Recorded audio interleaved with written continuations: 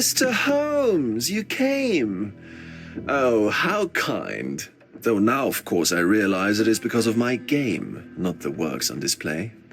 It needn't be one or the other. Your man's disguise was easily debunked, Mr. Vogel, but I shall admit that you planted in me the seed of curiosity. Ah, terrific. I had no doubt you'd put the pieces together. Let us call it an opening gambit before the real game begins. So, this little game of yours, what's it about? An enigma to solve. A locked area in the basement with no windows found brutally vandalized. I have no clue how it was possible. And this locked area downstairs, what exactly was it? The under gallery. It's always shut, and I'm the only one with the key. Ah, so this is your private collection, not part of the gallery. Oh, no. It's an exclusive exhibition of eccentric pieces. Only a select cadre of artists, investors, and collectors are admitted. Not everyone deserves to have their eyes opened. What about this intrusion? What happened? Last night, I was about to leave the gallery when I heard a noise downstairs. I went to the basement, but I didn't see anything out of the ordinary. It was admittedly a rudimentary inspection.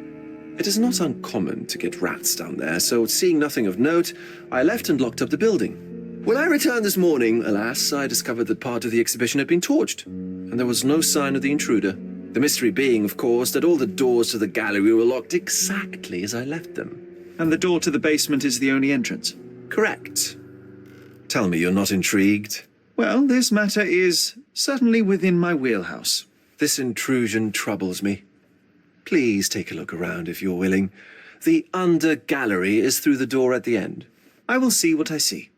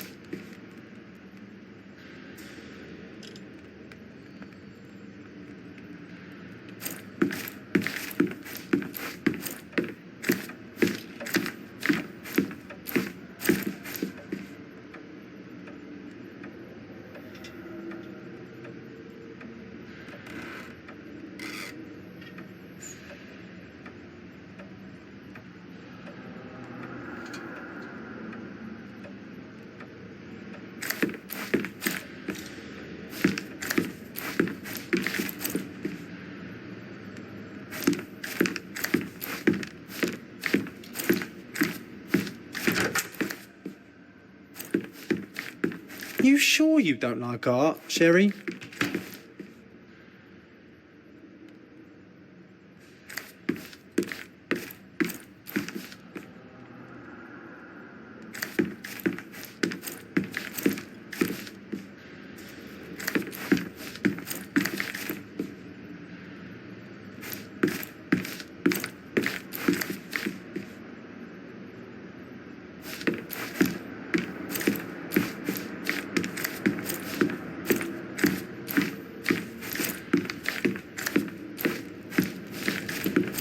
Back home, we've got a taxidermist. He's gonna have a heart attack when he sees what I bring him. A simplistic attempt at provocation.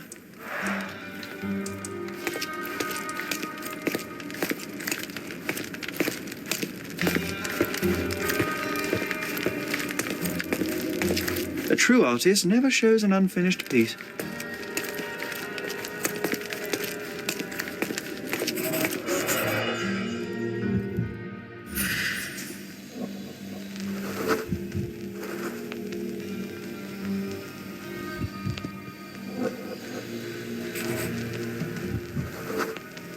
The left step's length is shorter than the right.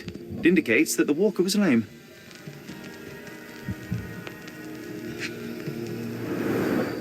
Old, and hasn't been used for a long time.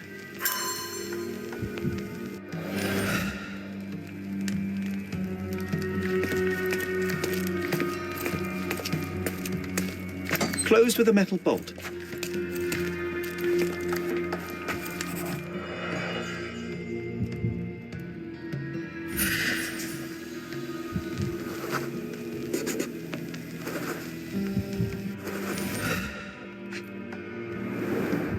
Footprints, size 9.5.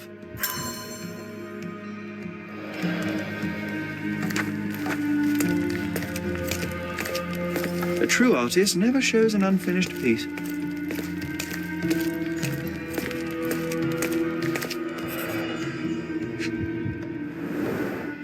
Sherry, how about some company in that dreary chamber of yours? Leave my loneliness unbroken, John.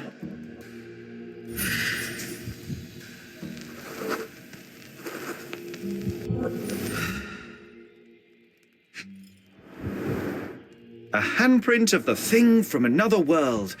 But it looks fresh, and its coal origin ruins the effect of the extra mundane.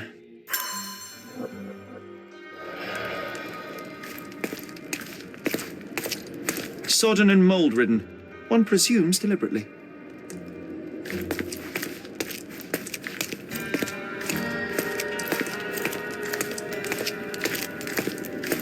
The parasites of creativity.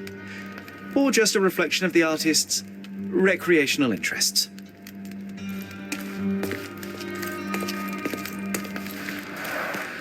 Saturn devouring his sun. Oh, grim composition.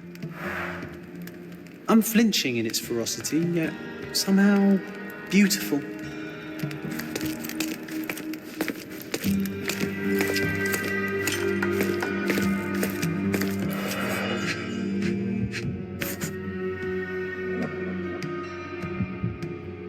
Coal fingerprints. I think we're looking for a man with a coal moustache. A Maupau butt.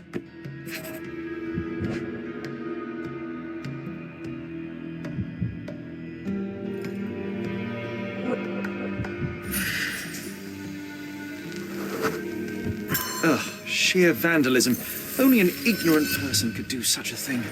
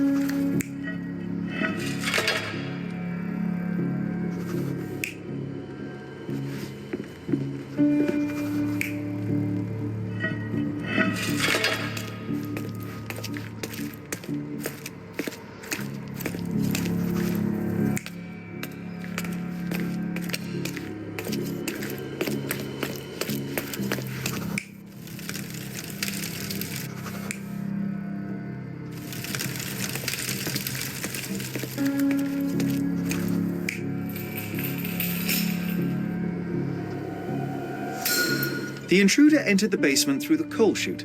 He used a magnet to open the hatch bolt. He accidentally pushed a shovel to the floor. Vogel heard the noise. At the sound of his approaching footsteps, the intruder hid inside the coffin. When Vogel entered the basement, he failed to notice anything strange and left without properly checking. The intruder waited until Vogel had left the caravanserai before burning the paintings in Wilde's room. But the vandalism was a cover for the theft.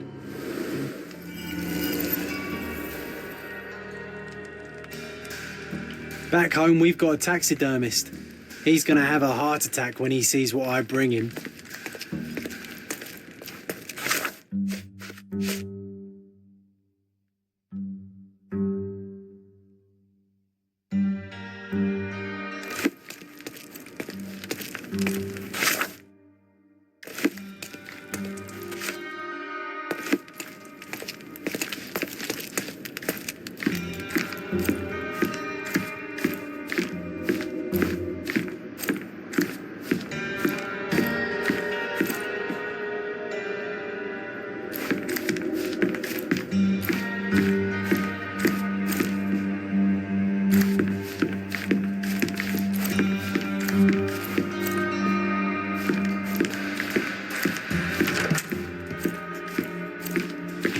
The pieces are not what I expected.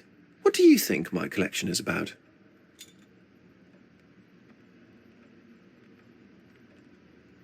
Dozens of priceless works amassed simply for the sake of it and presented without care.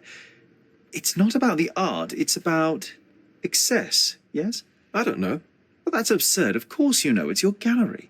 There is no one answer, no singular truth, but many filtered through the subjective mind. That forgetting, embellishing, lying machine. Besides, what's wrong with a lie if it makes life more interesting? What's wrong with a lie? It corrupts the ability of others to behave freely and rationally. Men never act freely and rationally anyway. It matters not what is or isn't in the end. The only important thing is how you feel. And I simply want to feel and consume as much as I can. Don't you? Feelings are simply one's animal ancestry trying to wrest back control of the brain. I try to avoid the distraction. You try not to feel, even in a place like this? None of it moves you? To be frank, I struggle to maintain even a whit of interest in art.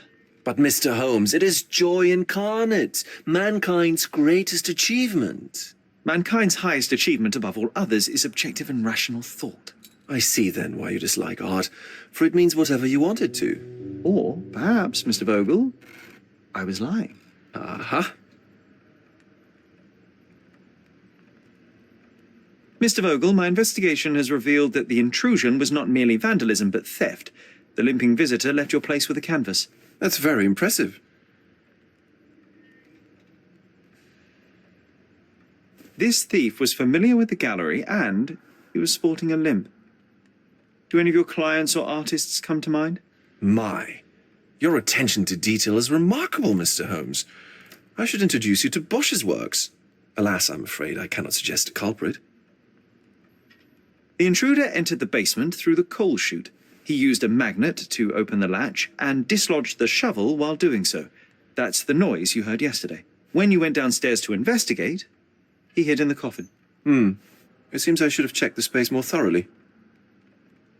The fire was a clever attempt to hide a stolen painting, even if it didn't fool me. I found the remnants of an empty frame in the pile of ashes. The canvas had been removed. Do you know which paintings in the Wilde room may have interested a thief? Were any particularly expensive? Those pieces belong to a well-known artist named Boniface Mercurio.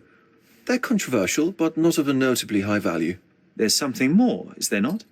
I can see it in your eyes. Indeed. There is another intriguing angle.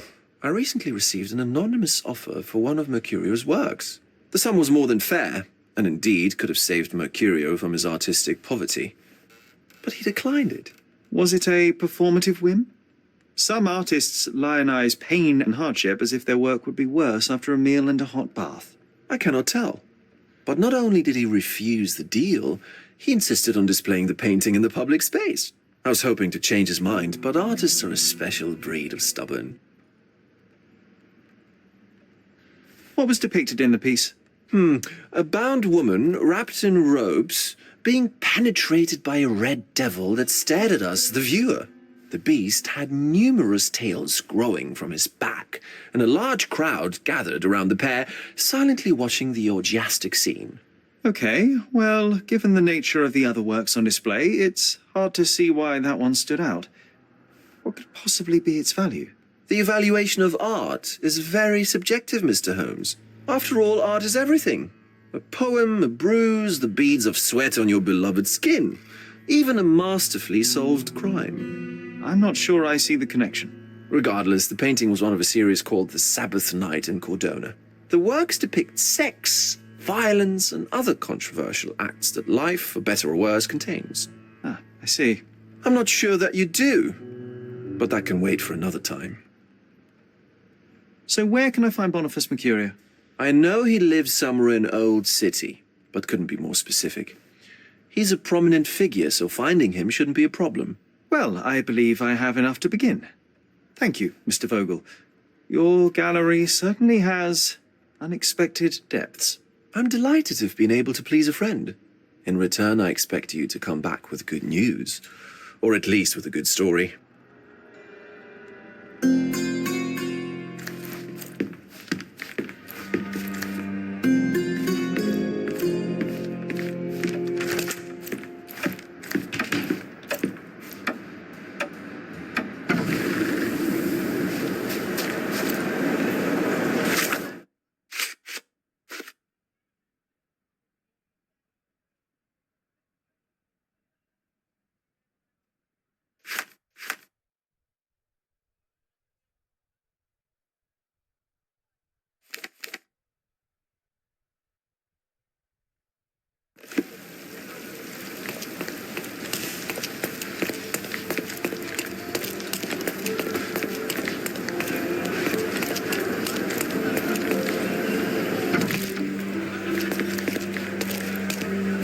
Have you found anything helpful?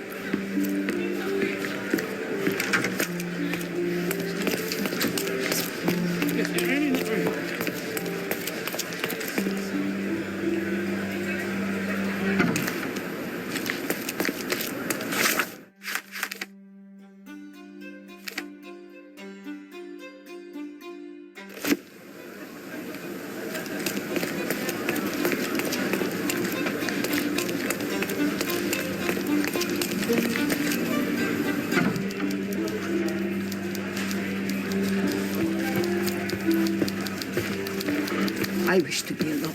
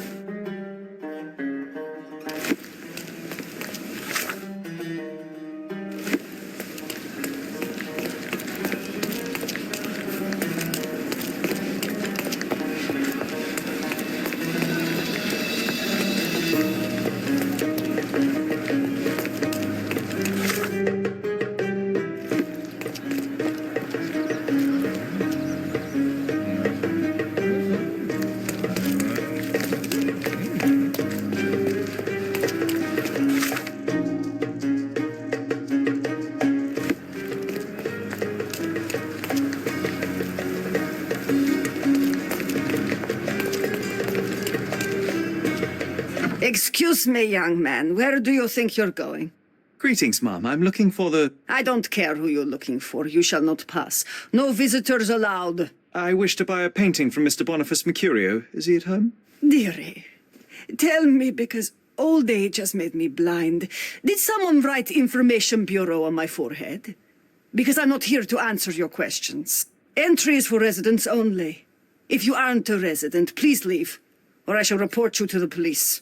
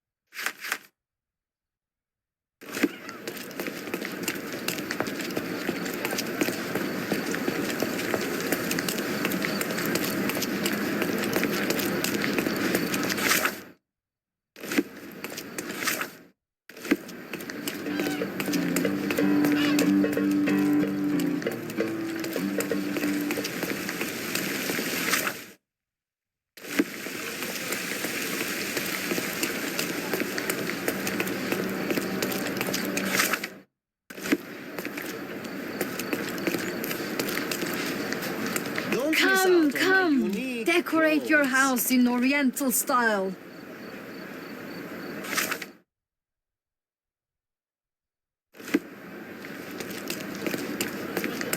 Let's pick something that suits you.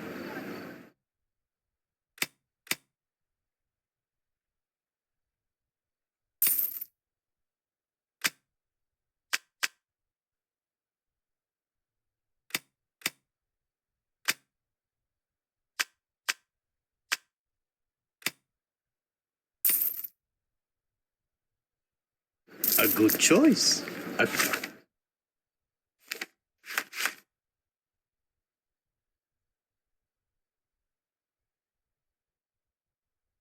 Good choice indeed. Don't miss. Let's pick something that suits you.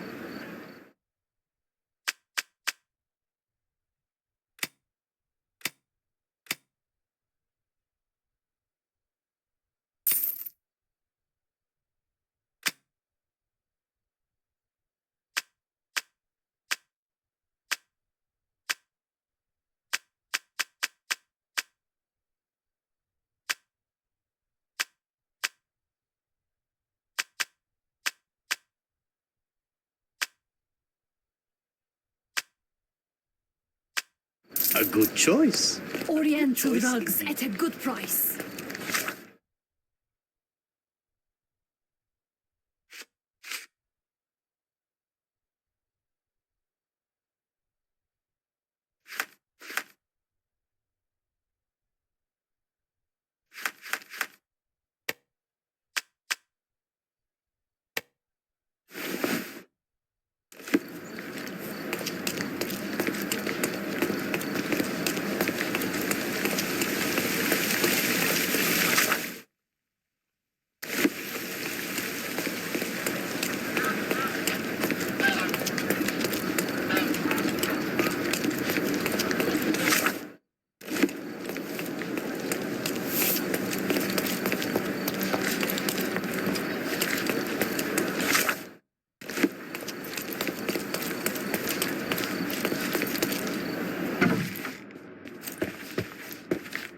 Boniface, sweetie. Is that you? Ah, old age does terrible things to one's sight. I didn't recognize you at first. How are you, Mum? I'm ashamed to admit that I've lost my key. Do you have a spare? For heaven's sake, how many times will you lose that key of yours? Of course I have a spare. You artists all live in your own little world. Please, accept my thanks. I would rather accept your rent. You promised to pay me several weeks ago, and I'm still waiting. I will pay you, I promise, very soon. You'd better do, my dear. Or else I'll just change the lock. And I won't fall for those cow eyes.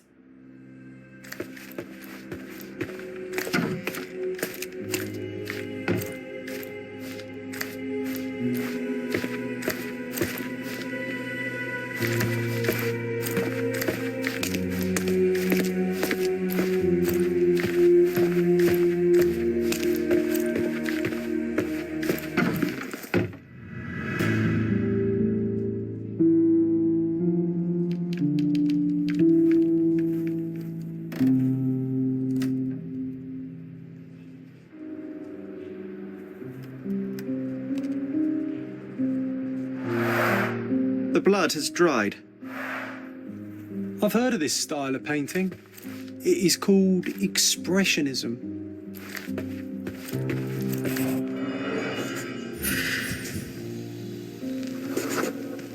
Judging by post-mortem rigidity, the body lay here for 1 or 2 days.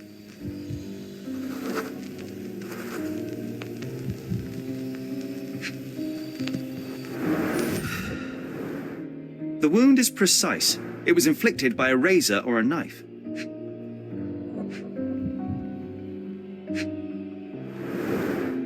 Soaked in blood. It seems as if the puddle of blood was here before the rags.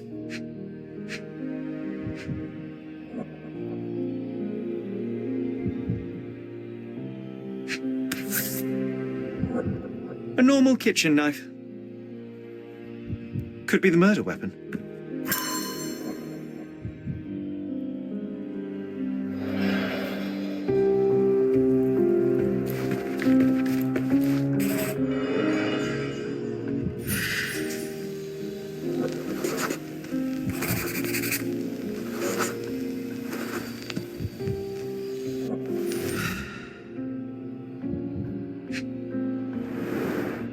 It appears the wine was truly awful.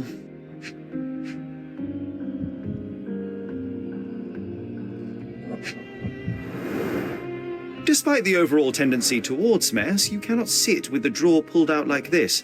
Someone left it after searching. I wonder where he got that fancy camera.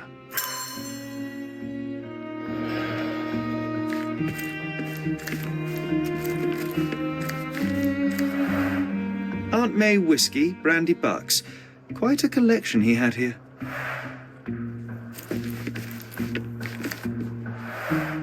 The chest has been searched.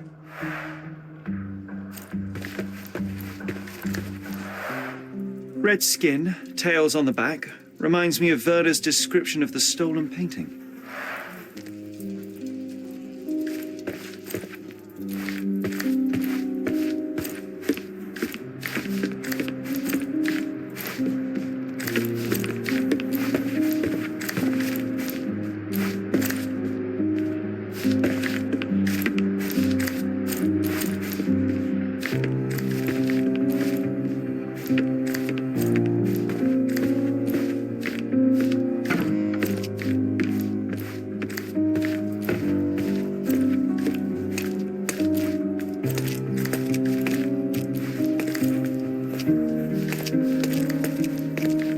The photograph was not pulled out in time. Such a waste of material.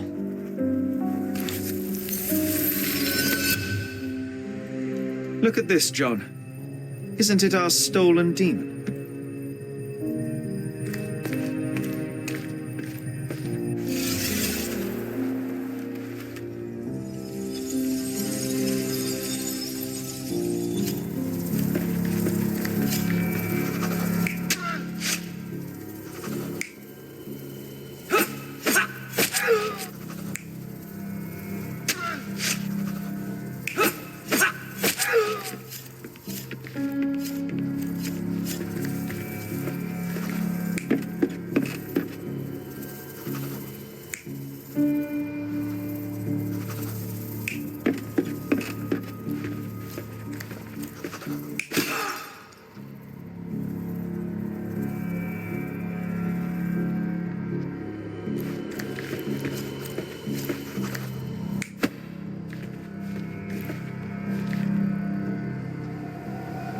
You're not even trying, Sherry. Concentrate.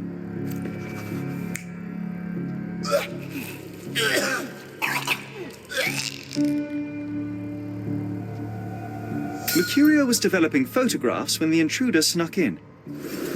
Mercurio heard him coming. While the thief was searching the chest, the painter ran towards him with a bottle in his hand.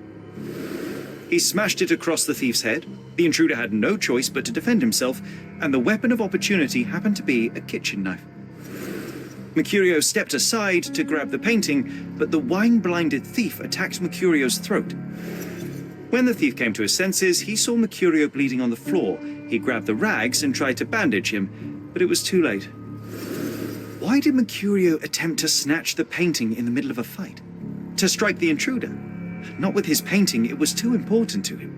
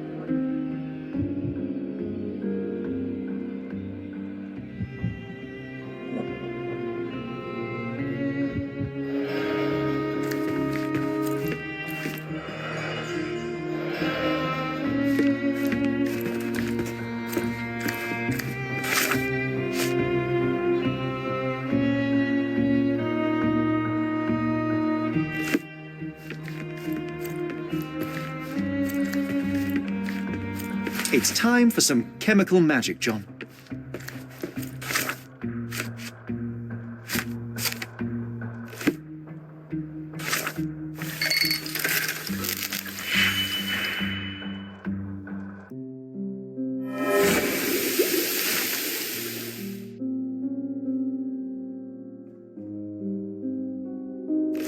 That doesn't look like the painting we need, Sherry.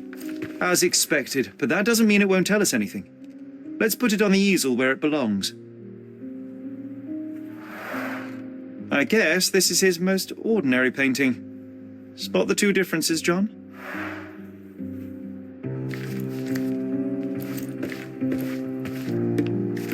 If the intruder didn't take it, the skull should be somewhere here.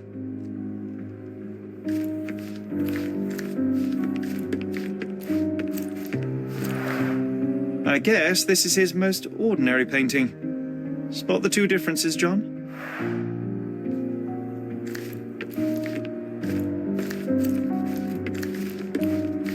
Nothing behind it. Nothing behind it.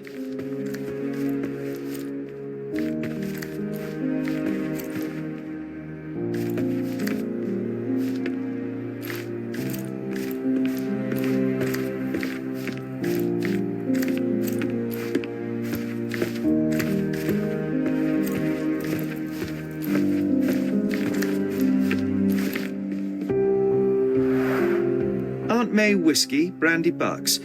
Quite a collection he had here.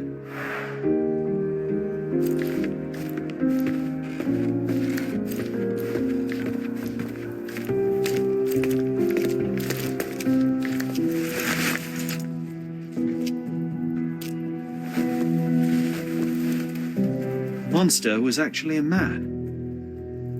Poor girl. John, you ought to be thrilled. We are now hunting the devil himself. What were you saying, Sherry? I was too busy sketching the scene, you know, crimes and such like, daily routine. Did you find something? A photograph. It depicts a man in a red suit with tails sprouting from his back and multiple people in masks watching the scene. It all adds up. But the act of love, it wasn't given willingly, John. It was a violation. And the girl, she was with child. Give that to me now.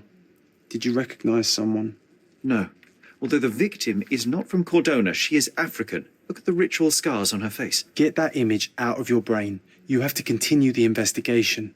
I must speak to the landlady. Perhaps she saw or heard something. Sherry, you cannot tell her the truth about Mercurio. It will hurt her.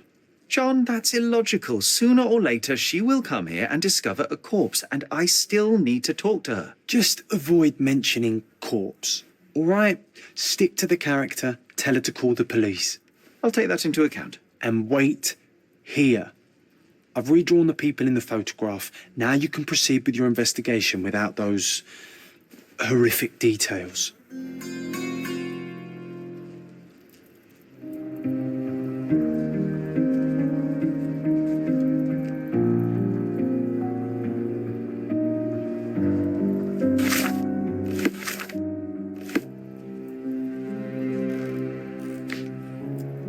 You always take me to the best of places, Sherry.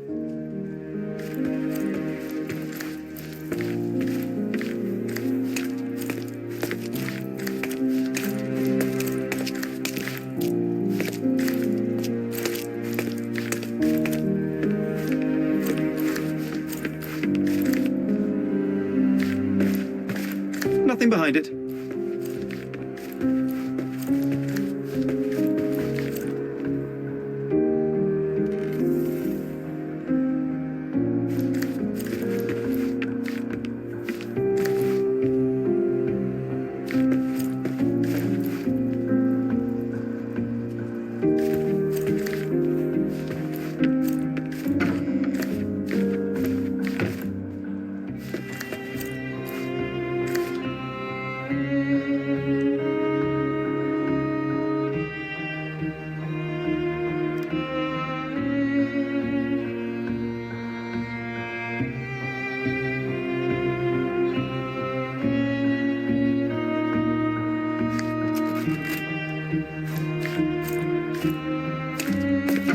What's wrong, dear?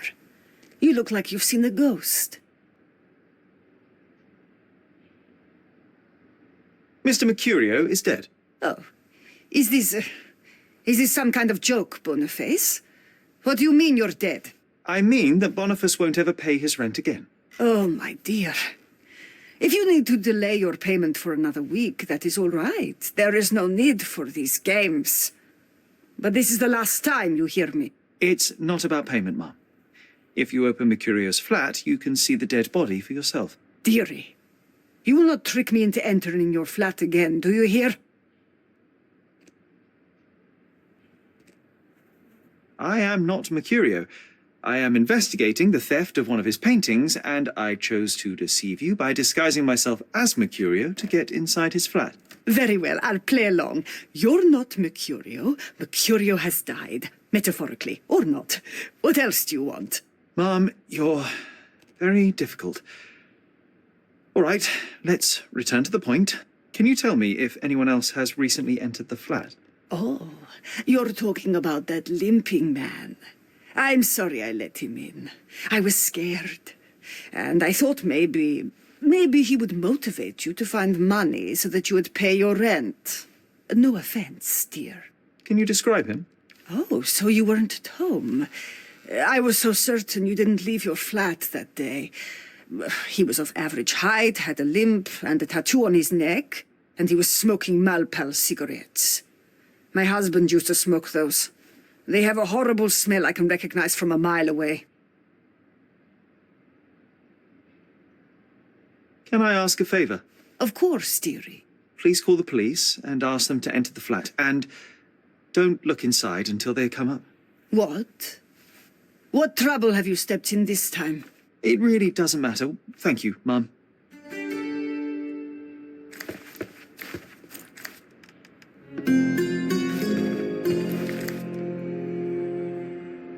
Phew, Sherry, that was close. But you did everything correctly. Now, take off your outfit. I can't let you walk around in a dead man's clothes.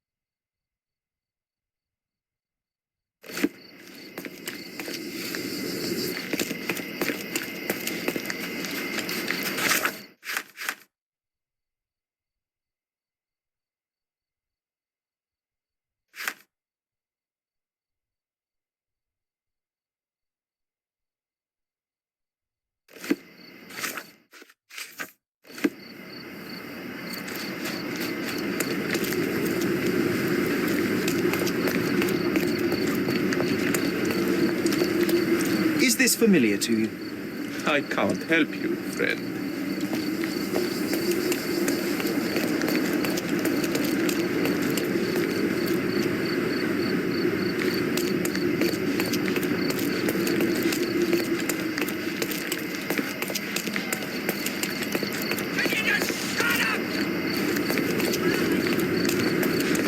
Excuse me, just one question. No one listens to us, so why should I listen to you, oofbird?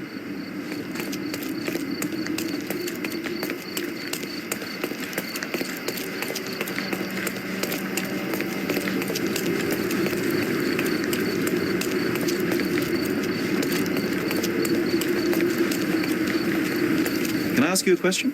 The streets won't share their secrets with those who hide in fancy houses. Could you help me?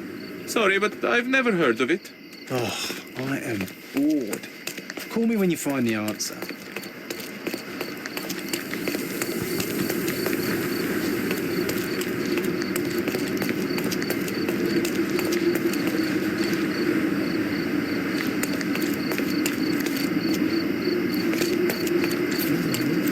pass by. Welcome, welcome.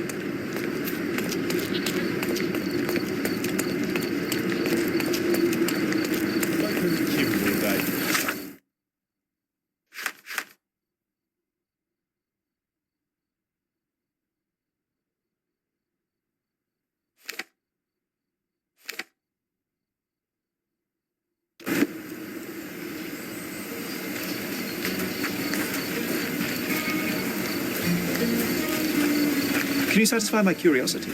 I've heard something, but actually, no, never mind. I know nothing, I'm sorry.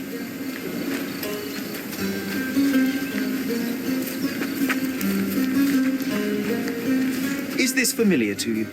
I'm not falling for your fancy look, sir.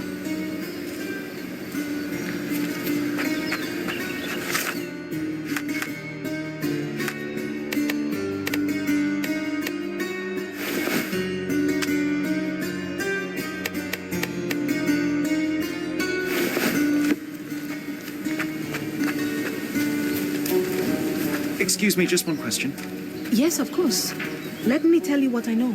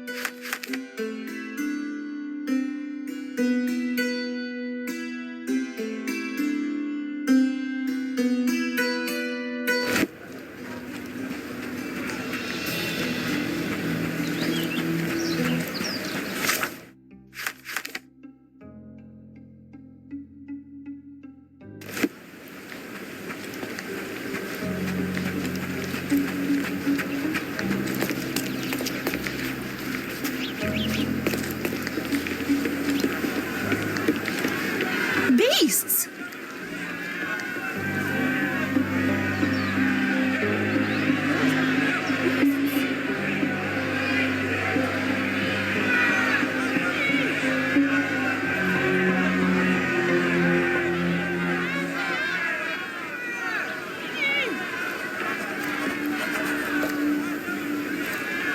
Murderers! He's completely livid. First they come to our land, then they murder our people. Drop them all into the sea! Sir, this place is off limits to the public. Please state your business or leave, or I shall request that the police escort you out.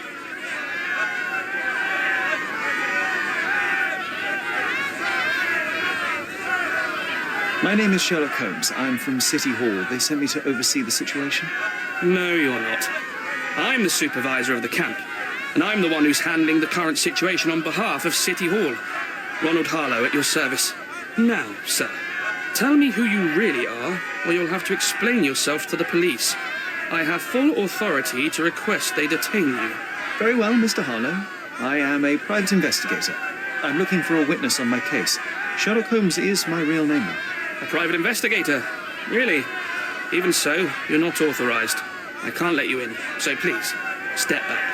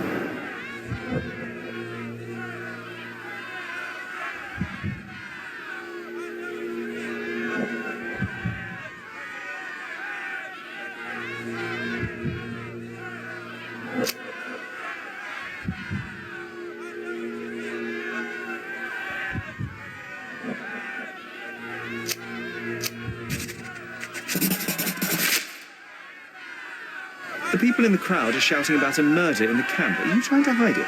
It's mere assumption. I assure you that the situation is under the police's control. If it was under control, if there was no dead body, you wouldn't be as nervous as you are. You would be sitting in your cozy dark corner of the City Hall room doing nothing as usual. Yet, you're here, trying to deal with a series of problems you never asked for. These insults are inappropriate. You don't know what I'm doing for this camp. Even though the rest of City Hall doesn't give a bloody squat about the refugees, maybe I didn't want to be assigned to this camp. But I'm trying to do my best for these people. If not for my work, they might not have any shelter or food even. I apologize, Mr. Harlow. Perhaps I was prejudiced towards you, but in any case, I'm sure that you would still want this to be over as quickly as possible. The current reality is that neither you nor the police are managing things well here. You are unable to calm the crowd. You have simply never handled a situation like this before. What are you driving at, Mr. Holmes? I can help you to handle the situation if you're truly interested in solving things quickly and quietly. And how exactly would you manage that? Simply tell the police that the time was City Hall and I'm permitted to investigate the scene. I'll work out the rest, but in return I need your help finding my witness. She's a young refugee. She's with child or was with child recently. Look, there is indeed a dead body inside the camp. So even if the girl you are looking for is there, all the refugees are now being detained and interrogated by the police. They won't allow you to speak with her, and I can't do anything about that until the situation settles down. So it's in our mutual interest to settle it. Oh. I suppose that things are bad enough that I ought not shy away from help. All right, Mr. Holmes. I'll tell the police to allow you to come inside. Just tell me when you're ready.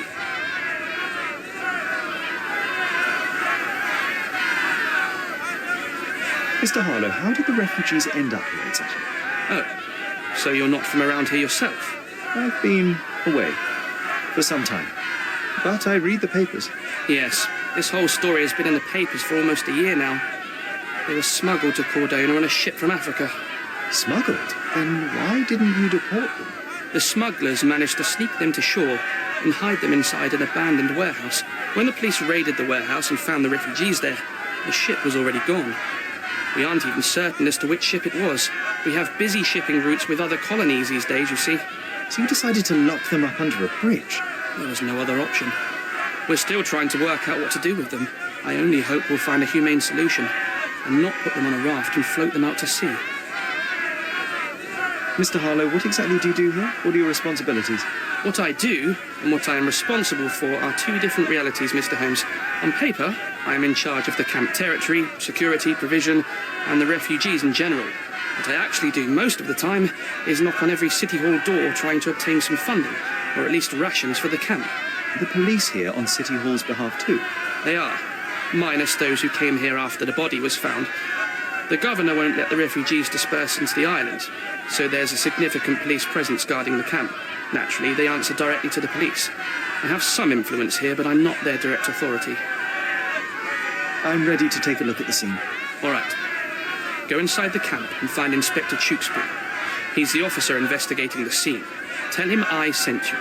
Say you're an independent expert from City Hall. He'll fill in the details for you. I'll find my way with words. Thank you, Mr. Harlow.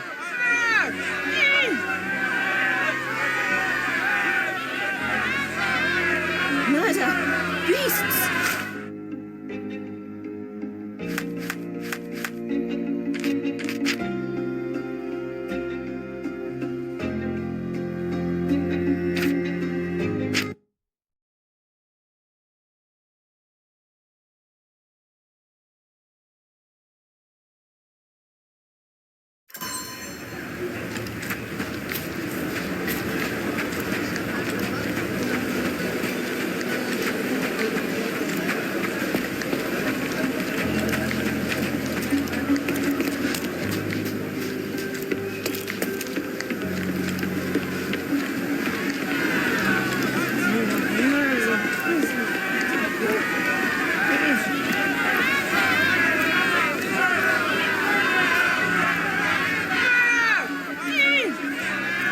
Sir, this place is off limits to the public. Please state your business or leave, or I shall request that the police escort you out. My name is Sherlock Holmes. I'm a private investigator. I'm looking for a witness for a case. A private investigator? Really? Even so, you're not authorized. I can't let you in. And you are? I'm Ronald Harlow, here to handle the refugee situation on behalf of City Hall. I'm the acting supervisor here, so I have full authority here to ask you to leave, or I shall order the police to detain you for trying to pass the blockade. Please, step back.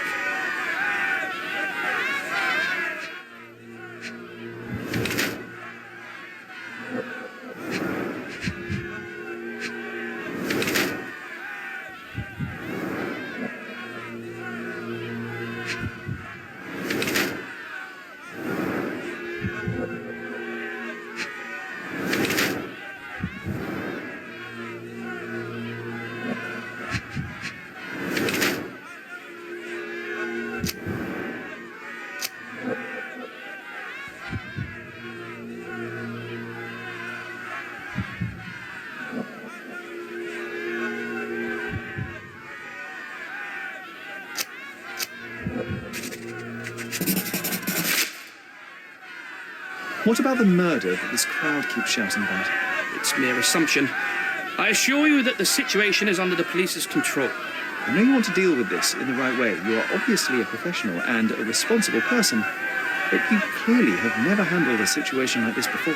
I am handling it, Mr. Holmes. Don't question my capability here. And tell me how you do it. You can't even calm this gathered crowd, and as for the police, they're not quite managing it either, are they? You consider yourself a problem solver, but until today, you've been solving problems sitting at your desk in a dark corner of a city hall room. Here, you need a more practical approach. What are you driving at, Mr. Holmes? I can help you to handle the situation if you're truly interested in solving things quickly and quietly.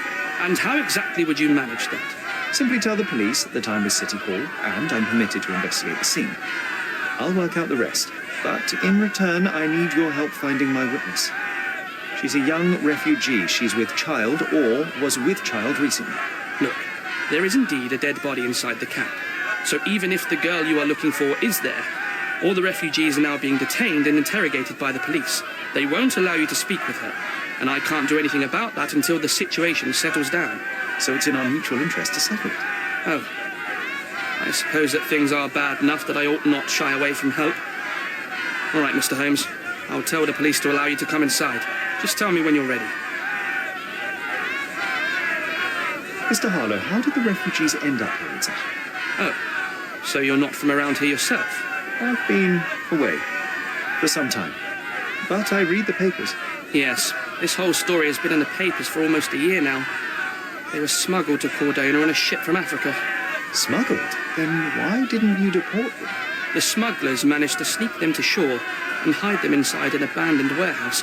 When the police raided the warehouse and found the refugees there, the ship was already gone. We aren't even certain as to which ship it was.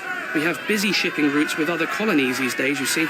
So you decided to lock them up under a bridge? There was no other option. We're still trying to work out what to do with them. I only hope we'll find a humane solution and not put them on a raft and float them out to sea. Mr. Harlow, what exactly do you do here? What are your responsibilities? What I do and what I am responsible for are two different realities, Mr. Holmes. On paper, I am in charge of the camp territory, security, provision, and the refugees in general. What I actually do most of the time is knock on every City Hall door trying to obtain some funding, or at least rations for the camp.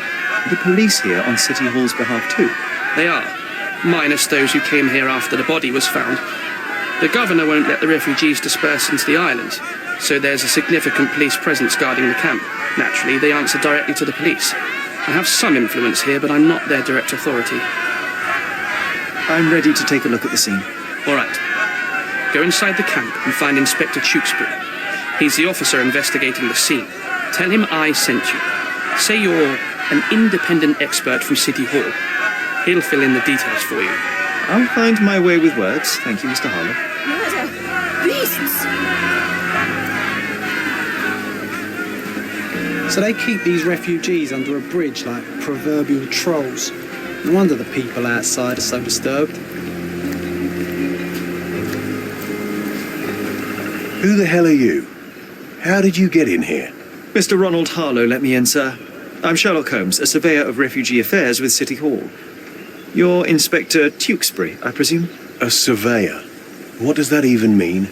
In short, I've been sent to conduct an extensive report on the incident for the Colonial Office and to assess all the damage inflicted on state property.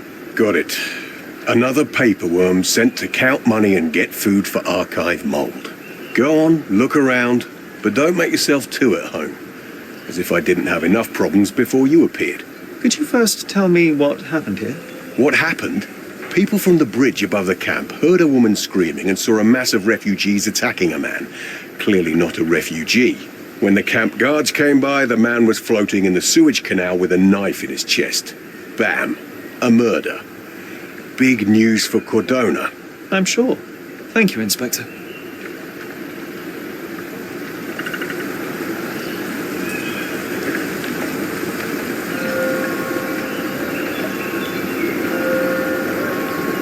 Did you learn anything about the dead man? The fellow looks like a thug. I've had dozens like him fished out of the sea over the past 20 years. Ever since these refugees arrived, there have been people on Cordona with bad blood in them. My best bet is that this thug had something against them too. And no clue as to his identity? He had some items on his body, but nothing to indicate who he was or where he was from. I think I should catalogue his possessions in my records. Go on. They're on the table near the body. And none of the refugees were harmed? One fellow was cut. He's lying over there near their kitchen. He's in a bad way. You mentioned a woman screaming who attracted the bypassers on the bridge. Was she harmed? No, she's all right, but perhaps the whole debacle started because of her. She started wailing and the refugees stood up for the girl. And where is this young woman now? Back there in the shacks, same as the rest of the refugees. She's been questioned by my men, but she's just some refugee girl. Can't understand much English. Do you have any suspects yet? You're joking, right? I've got a whole camp full of suspects. And if you ask me, this bloke had it coming. Better bury him and forget about the whole thing. And now there's a crowd gathered at the camp, and my superiors say we must thoroughly interrogate the refugees. At least those who can understand any English. Do you believe that your superiors wish to get rid of the refugees? I think that both our superiors would rather keep the story quiet. Since that's an unaffordable luxury now, they're looking how to protect their public image. That's why I have to waste my time waiting for my people to turn every stone and befriend every refugee. Here we go again. Number of hours on Cordona before stumbling upon another dead body? 0.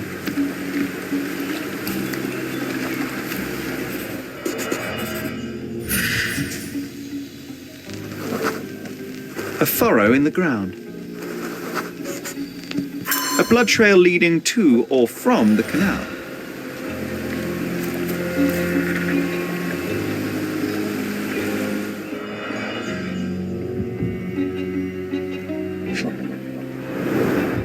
Someone bled profusely here.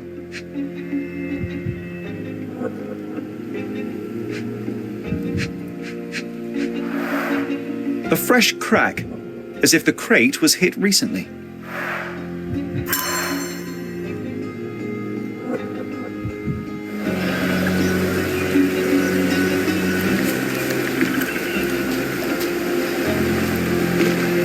These events have fractured into so many pieces. But I know you can collect them all, Sherlock.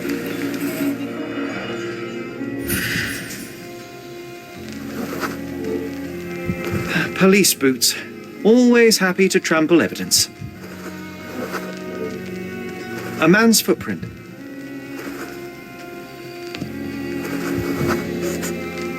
A heavy boot with a worn-out sole.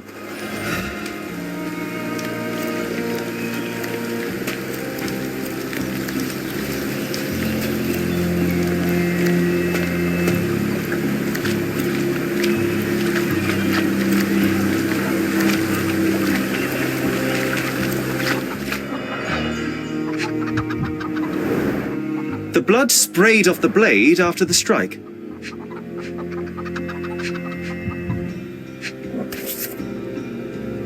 No hint of blood or impact. It might have been used as an improvised weapon.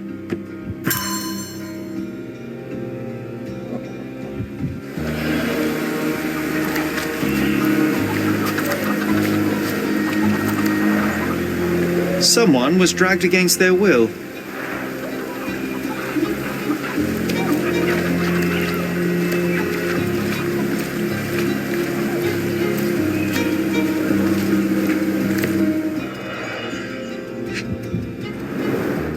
The cut is deep, potentially serious if not treated immediately.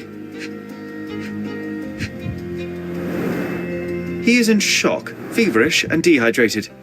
Sherry, you know first aid. Surely you have a duty to help this man. You can't leave him to certain death.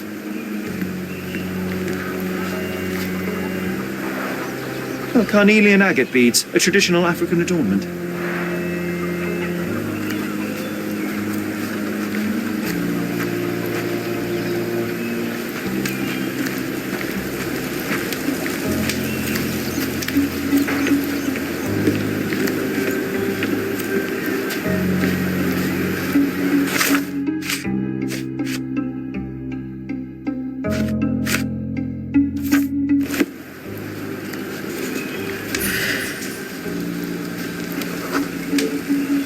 I'll use it to create a solution.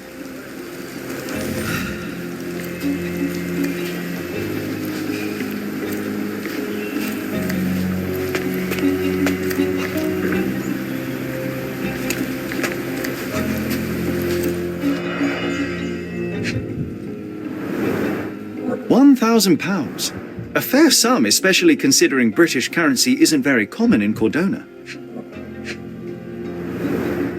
Malpal, soaked with salt water.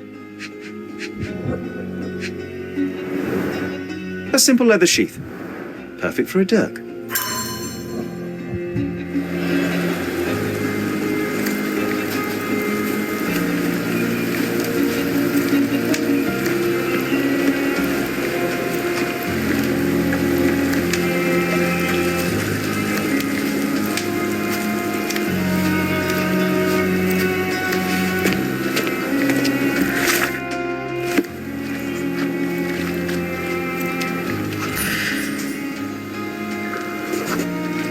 I'm afraid these leaves can only be added to tea.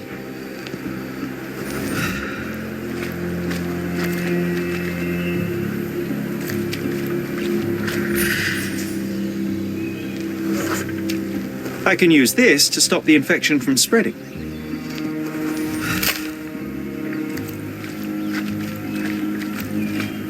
If they find out about the passage, everything will go to hell.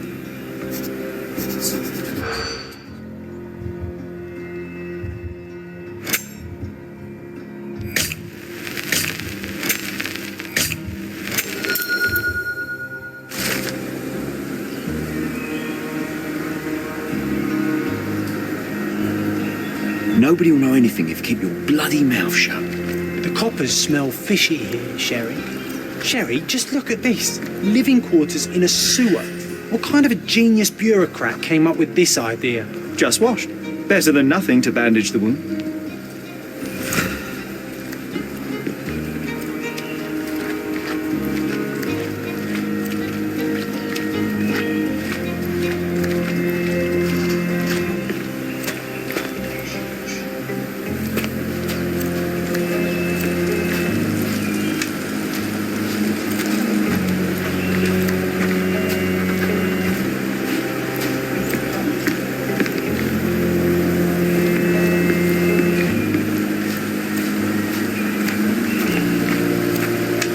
I've plated all the ingredients, now to prepare the first aid solution.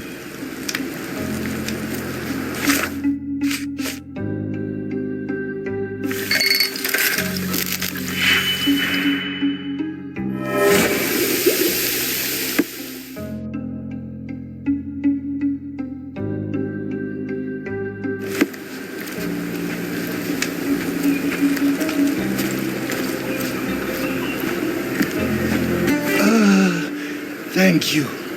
This should make you feel better, my friend. Now remain lying down and drink as much water as you can. Well done, Sherry. At least he won't die from the infection. Are you able to help me? Nothing I can tell you, sir, but others might know more.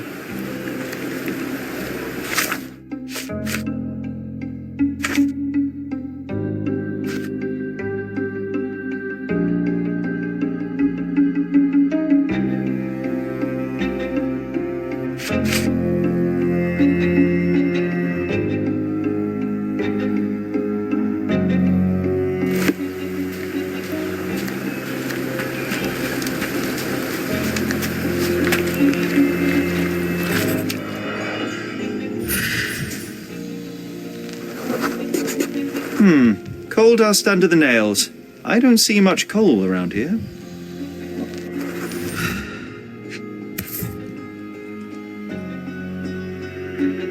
A steel dirk, sharp.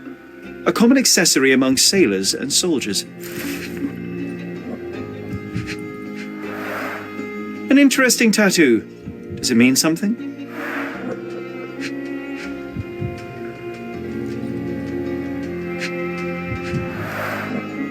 Heavy boots, with one sole far more worn than the other. This man was Limping John.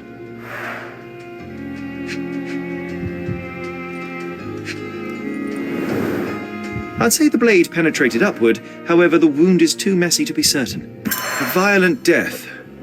This man, limping. Coal dust. I think we're onto something here, John.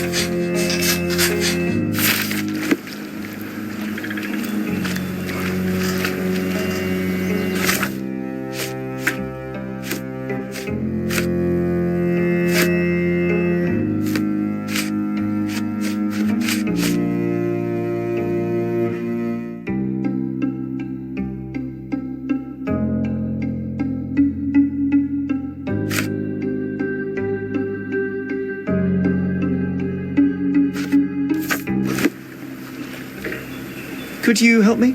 Nothing I can tell you, sir, but others might know more.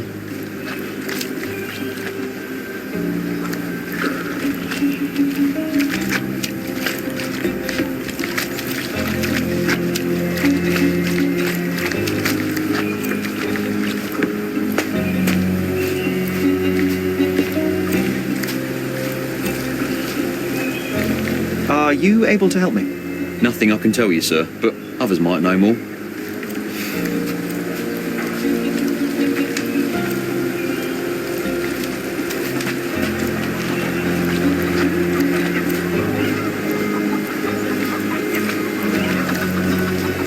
The refugees have been detained and will not leave until all the circumstances are clarified.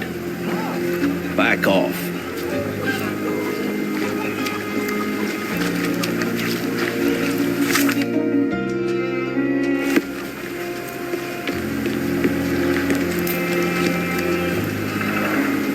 Clearly a left handprint here. You know what? I'd like to understand. What? How did our dead man end up inside the camp in the first place?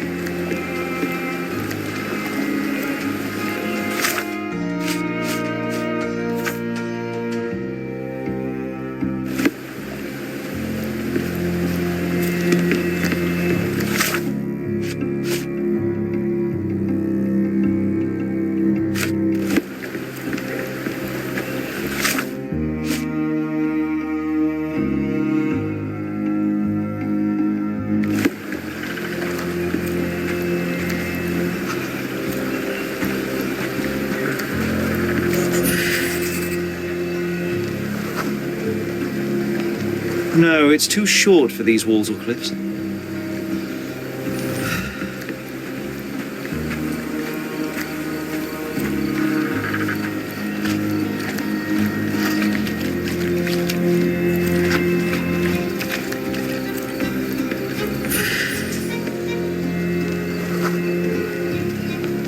Sealed shut.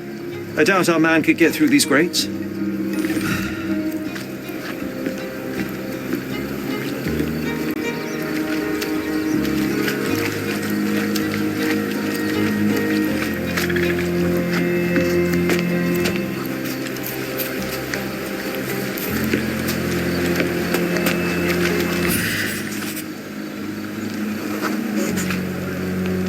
It's unlikely anyone could get in or out of the camp by water without alerting the police guards.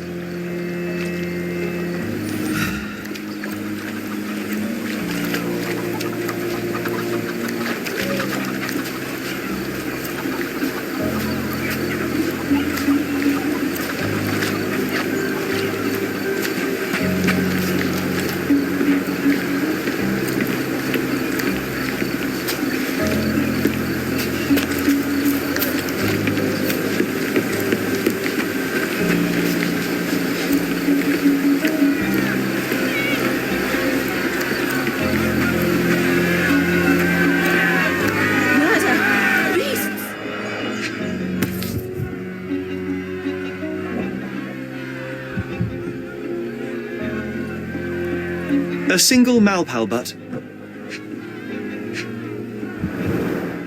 Roadman cigarettes. A brand highly regarded by law enforcement officers. So there wasn't any sophisticated infiltration plan. The good old police just let the man into the camp. Now we have everything we need to get the full picture of what happened at the camp.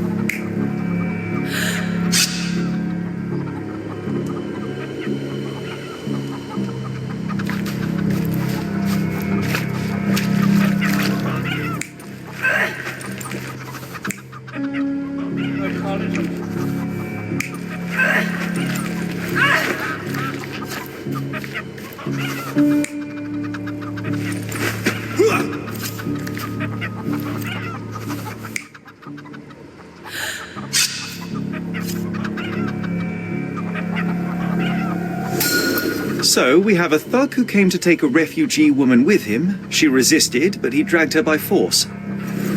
One of the refugees stood in his way, armed with a stick, yet he could do nothing against a cutthroat with a blade. The man didn't anticipate that the other refugees would intervene and stand against him. In the confusion, the woman managed to break free. The thug took fright and fled. He was stopped by the falling crates. He stumbled and fell, piercing his chest with his own blade. However, the wound didn't cause instant death. He managed to stand, but still bleeding, he lost his balance on the bridge and fell. Before all of this, the man had freely entered the camp through the main entrance. The police admitted him after they had a short smoke together. You live by the sword, you die by the sword. In our man's case, it's the same sword.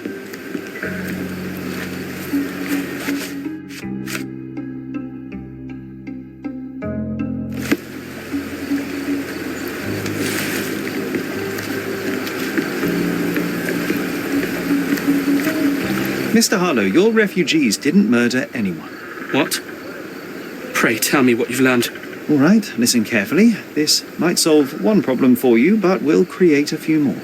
Oh, well, that's a great start. The man came to the camp intending to kidnap one of your refugees, a woman. What he didn't expect was that the refugees would stand up to protect the woman. A brawl had broken out. In the chaos of it, the man stumbled over those crates and fell on his own blade. How do you know he fell on his own blade? The wound in his chest was inflicted from an unusual angle. It was not an offensive stab, shall we say. The refugees didn't touch him. And judging by the blood at the scene, the intruder managed to raise himself but was unable to walk very far. He ultimately fell into the canal. But how did he sneak into the camp? Why didn't the police see him? And this is where your new problems emerge, Mr. Harlow. What do you mean? You're not a dull-witted man. You know what I mean. There is no feasible way to get into the camp without the police guards knowing of it. The pile of mess I had to sort out has just become bigger, but somehow that doesn't surprise me. Anyway, I thank you for your help, Mr. Holmes. I'll take it from here. Meanwhile, I'll make sure the police aren't detaining the refugees any longer. You can go back in and look for your witness. You think one small clerk can make any difference in this place? Who knows, John? Just one ill-fitting cog could make the whole machine crumble.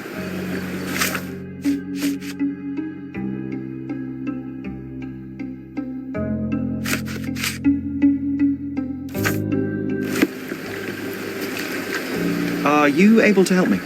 They often take us from the camps to work. Most don't mind, though. It's the only way we get a glimpse of freedom.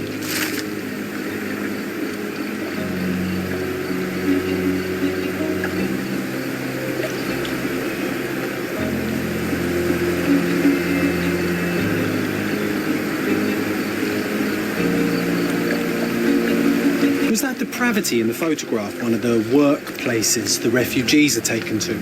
And all the while the police look the other way. Ugh, typical.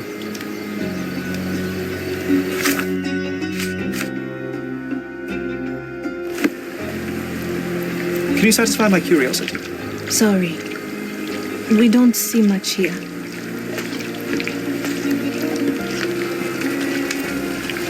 Help me, please. Sorry. We don't see much here. This isn't working. You might need a different tack.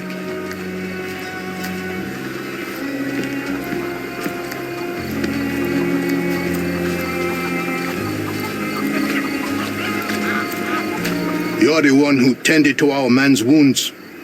I thank you greatly. The police didn't allow us to help him. The police will leave you alone now. I've proven to them that the man who came into the camp died due to his own foolishness. Thank you for standing up for us.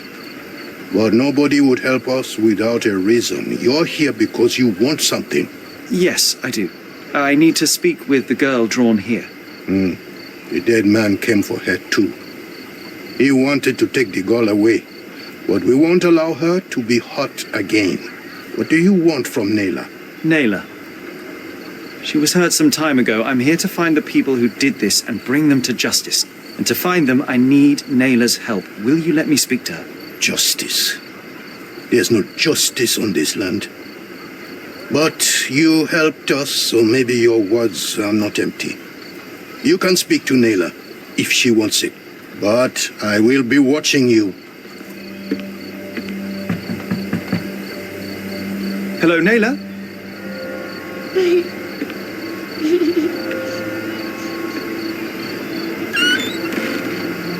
My name is Sherlock. I know someone hurt you. I am here to help. I'm trying to find the people involved and bring them to justice. Please. There is a photograph, and I'm sorry, it is terrible, but I simply must ask. Where did this happen? What can you tell me about these people? Christ, Sherlock. Naila, I'm sorry. I'm not very good at this. You come here for me, but you are rude and cruel and condescending. A cross. The man had this cross. Now go away. Leave us be. I do not need another white man's help. Oh, glad that wasn't me. Not my best work, John, by a long shot. Naila doesn't want us meddling. I'm starting to wonder what this all achieves. But she helped you anyway. Now we know that maniac's face and the cross he wore, we can still catch him.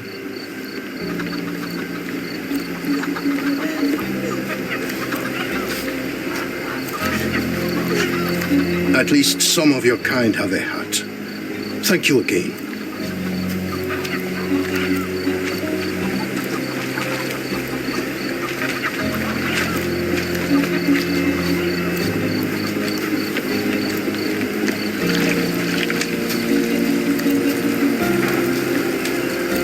Do you know anything about this? Sorry, we don't see much here.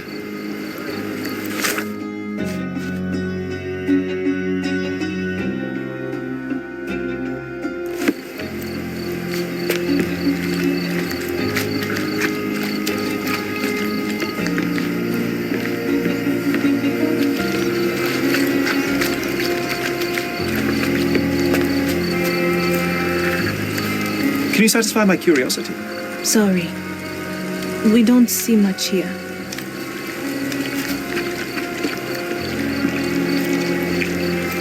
May I ask you something? Sorry, we don't see much here. You obviously haven't thought this all through. Or are you just Help me, annoying please. these people on Sorry, purpose? we don't see much here.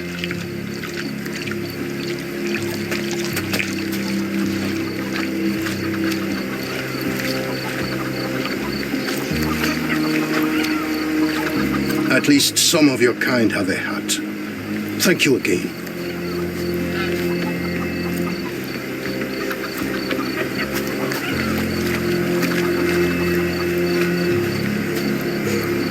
Excuse me, just one question. Sorry, we don't see much here.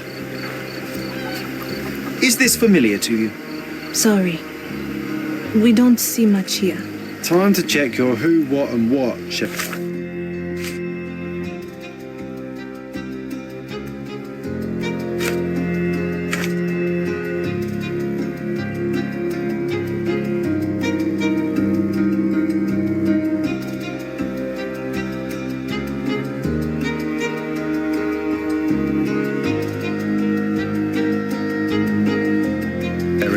Who are you asking? About what and dressed as what?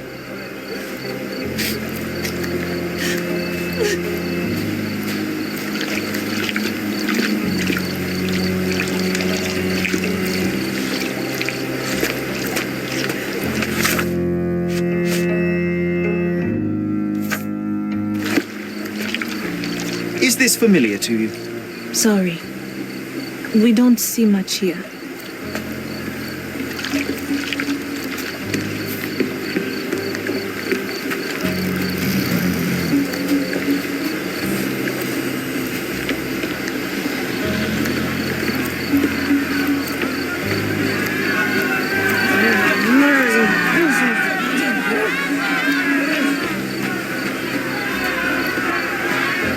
Who isn't allowed to visit the crime scene these days?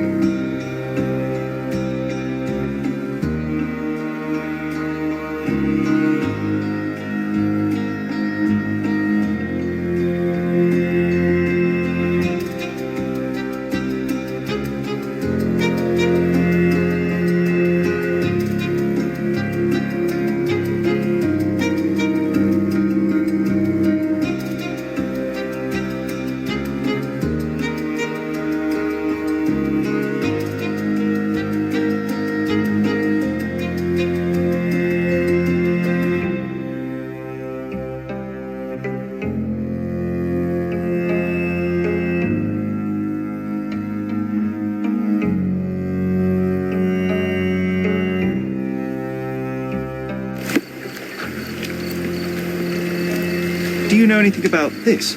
Sorry. We don't see much here. Help me, please. Sorry, we don't see much here. Oh, I am bored. Call me when you find the answer.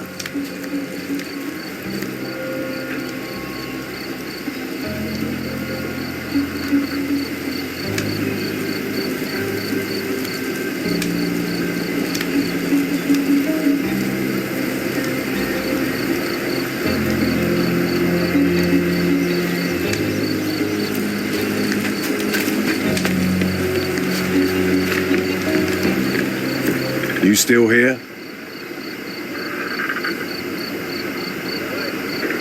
The intruder has a most peculiar tattoo on his neck, 2 lines and a point. Do you know anything about it? You really want to know, kid? Why? You want to play a policeman or something? I'm sure you have it in your records, so it won't hurt if I have it in mine. In my records, it's just a tattoo, as it should be in yours. Ah, to hell with you. Suit yourself as to what you're going to do with it. Off the record, though, such tattoos are often connected to a man named Mr. Niccolo Bernadotti. Bernadotti, you say? A respectable businessman in Scaladio. His company imports goods and wines, and smuggles everything that can be smuggled between the colonies and the mainland. His people can be identified by an obscure tattoo, just like the one over there our friend has. But these are all merely rumors, you see. If Mr. Bernadotti was a criminal, he'd be in prison now. Or hanged, right? The guards at the sewers were speaking about taking refugees out of the camp. Do you know anything about this, Inspector? Less than you do, obviously. And this doesn't bother you as an officer of the law? I can neither punish them nor put them on the right track, if that's what you're asking. Maybe your friends at City Hall could do something about it, but I seriously doubt that. To be honest, I'm sick and tired of being frowned on for my uniform. If those fine gentlemen you've eavesdropped on are in some shady business, that's on their heads. So there's a smuggling ring in the camp. This wasn't the first time that someone freely entered the camp to take a refugee out. At least it was certainly his last time. My gut tells me that we'll learn more about this ring when we find out where the thug came from.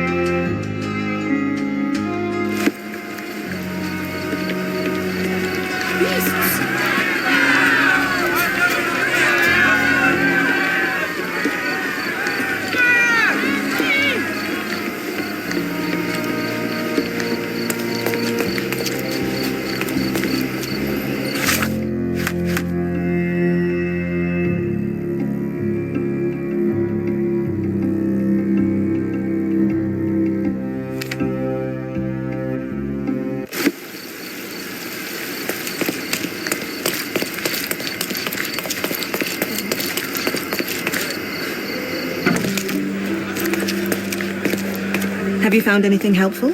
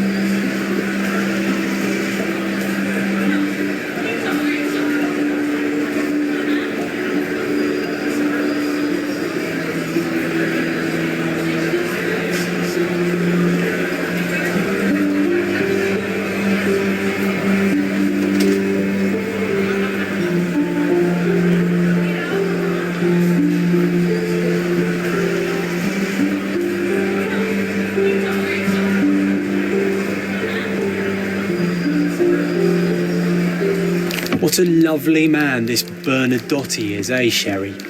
Can't wait until we get to meet him.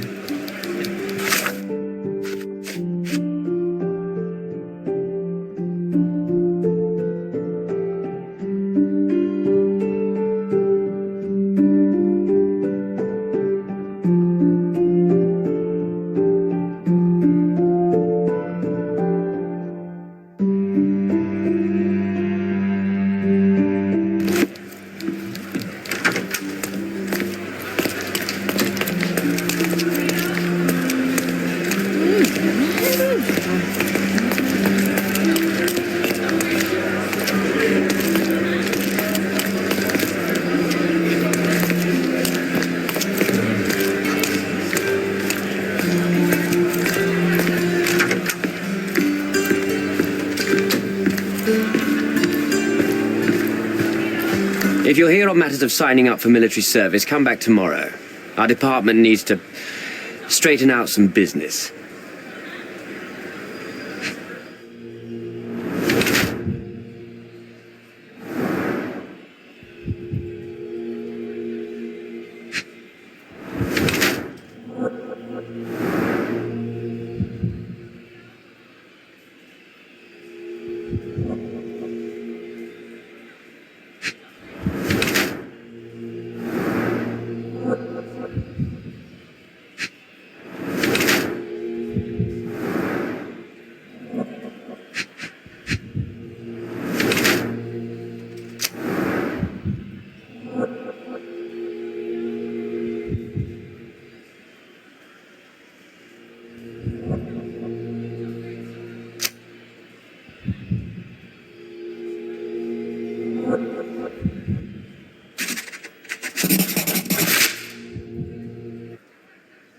Why are you staring at me like I'm a Madame Tussauds figure? Didn't you hear what I just said? On my way here, I was wondering whether you might regret what you did. I tried my best to retain at least a shred of faith in humanity. I had hoped that you would hear her scream, see her face in your dreams, or at least once asked yourself how Naylor might feel. Who? Neither of my hopes were fulfilled. Why are you here? Do you recognize this man? We definitely look alike. But you have the wrong person. Really? Then you won't mind if I pass this along to the newspaper? All right. All right. Is this about money, as you said in the letter? What kind of sum are we talking about? I've never written a single word to you. Bribery, not my style. So, that letter, it wasn't from you? Well, it appears that more and more people in the city are finding out about your despicable hobby, doesn't it? You're in the clutches of justice, and very soon they will squeeze you. It's in your best interest to cooperate. Fine. I suppose now we have a nice long talk. Do you drink, Mr. Sherlock Holmes? And I do not. Shame. All the best discussions are accompanied by a glass of whiskey. But out of respect for you, I won't drink either. Respect? That's an unusual word in your mouth, Mr. Where are my manners? My name is Thomas Norton, a British envoy in Cordona on a military mission. So, where do we start? So, let's return to the beginning. What happened at the party? I vaguely remember that night. As usual at such parties, you meet people, you talk with them, they invite you to spend some time alone with them. What can I say? I got myself mixed up with the wrong company, and somebody must have mixed some psychoactive substance in my drink. After that, it's all blurry. I completely lost my sanity. I made a terrible mistake which I regret deeply. You don't say. Do refugee girls often appear on the menu at those types of parties? It's rather rare. So you didn't attend the party to engage in an exotic experience involving a vulnerable woman unable to accuse you of assault? I would never have planned such a terrible thing.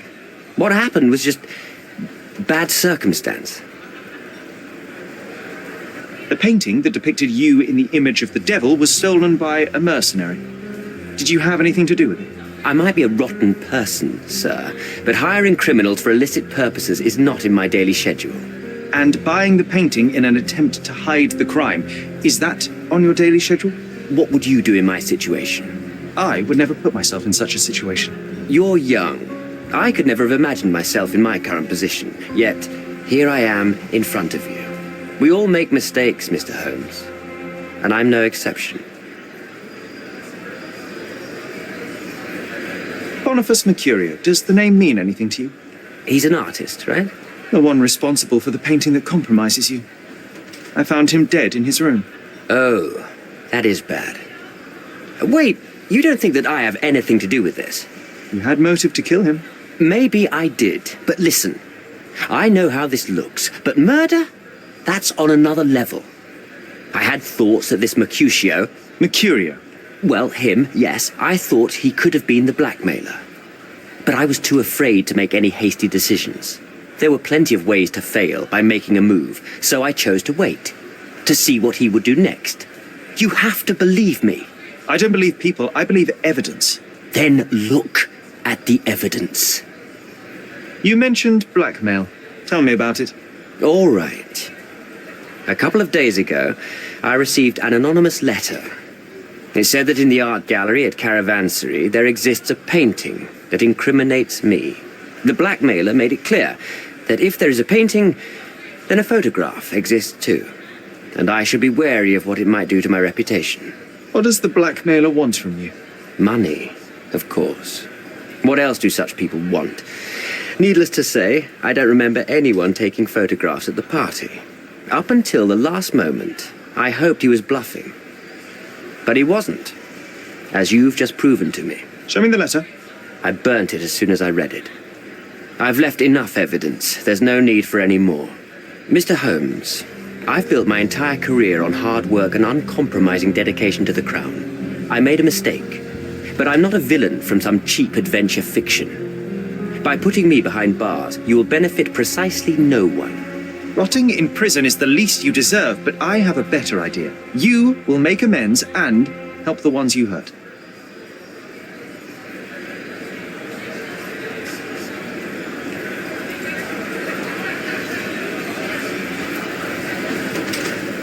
Use your connections to help patriate the refugees, find them decent homes, give them jobs. There must be a meaning to your position and my decision. Yes, all right, I can do that. So, will you give me the photograph now? That's not all. Naylor deserves the very utmost of what you can do. Help the girl? I can't risk the press paying extra attention to her. I will do anything except that. I need to think this all through. Don't do anything foolish in the meantime. What makes you think you can decide what's best for these people? Such is the arrogance of British imperialism. I take your point.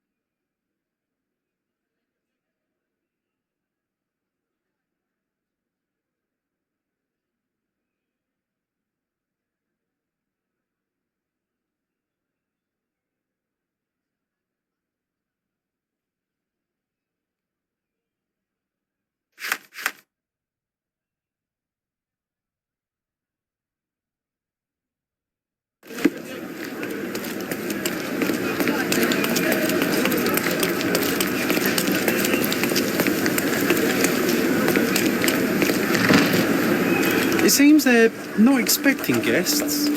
I won't wait for an invitation, John.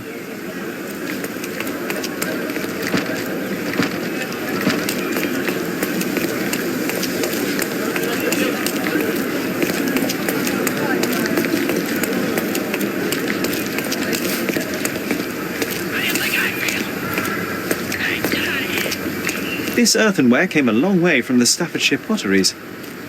These workers don't look like your average Cordona folk. They're refugees from the camp.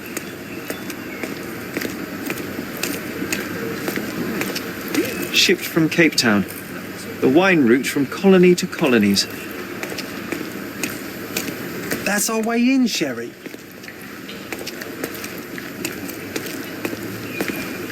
An essential remedy against sea scourge on any ship.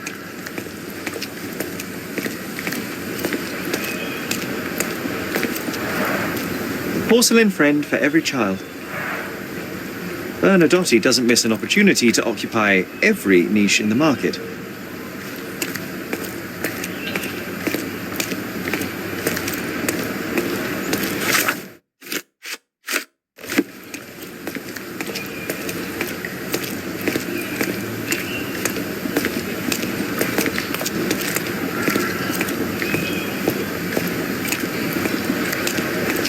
Hey, yo, this is private property. You lost something.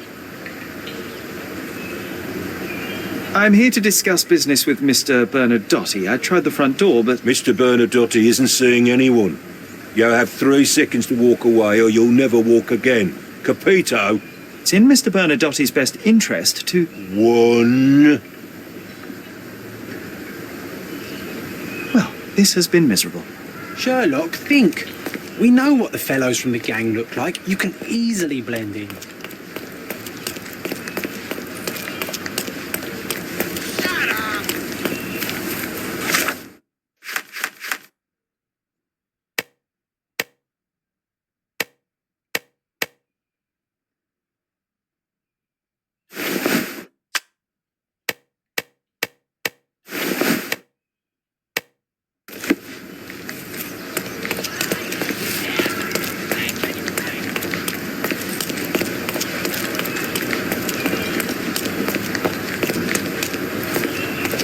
Get out. Well, this has been miserable.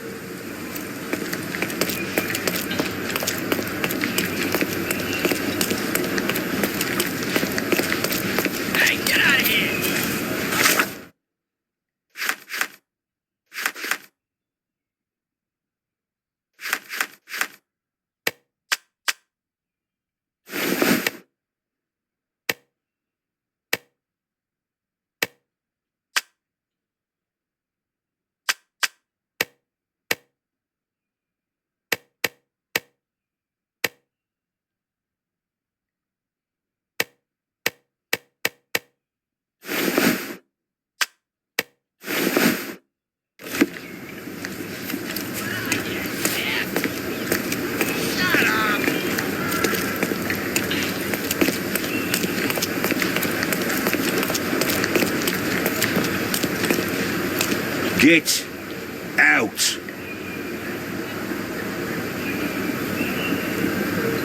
Well, this has been miserable.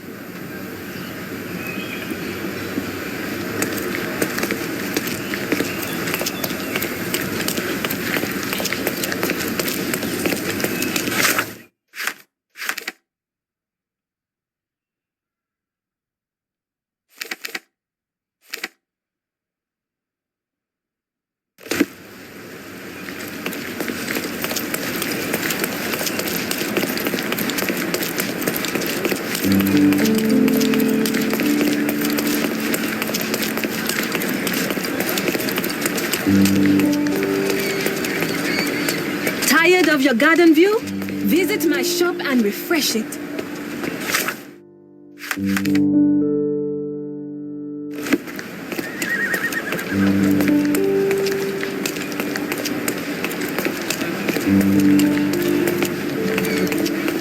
Simply the finest clothes for the finest citizens.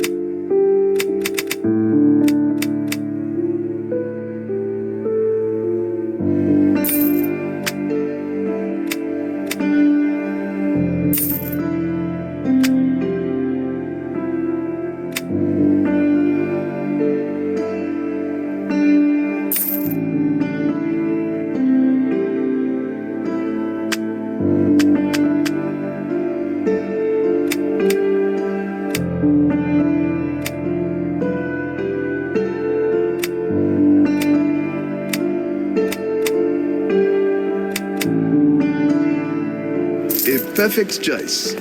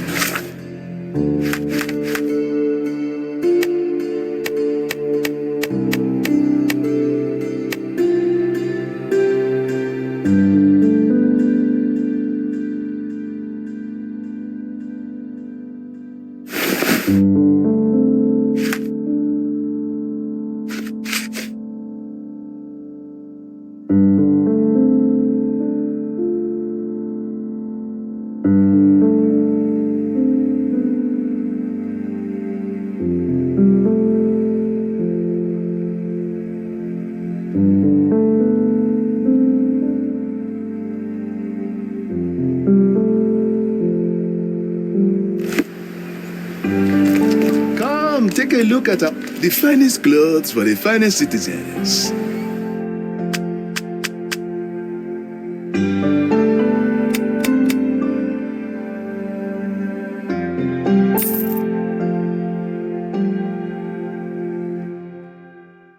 A perfect choice.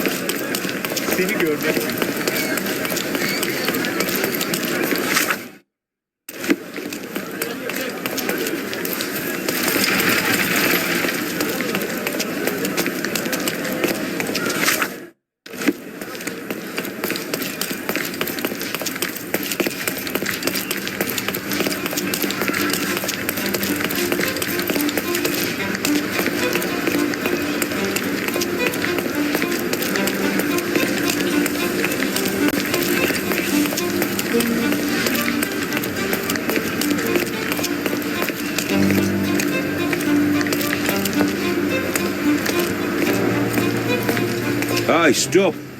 Who are you? Haven't seen you before. Didn't see you either, mate.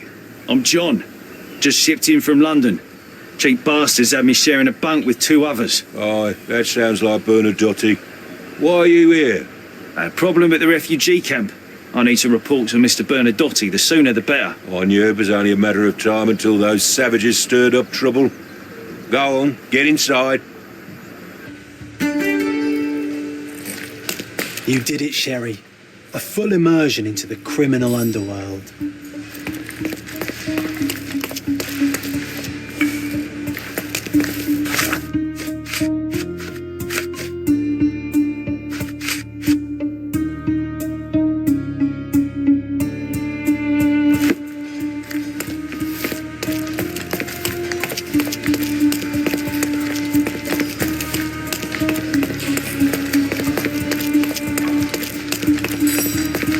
The Silverhand treasure, mate.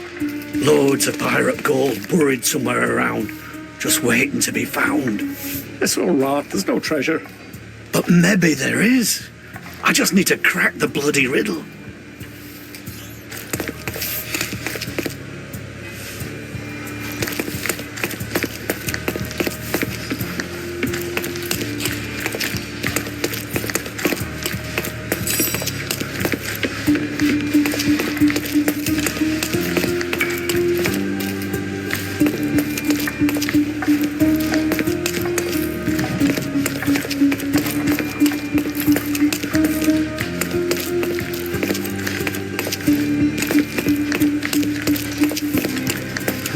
Sherry, look. This seems familiar. Let's see what's hidden there.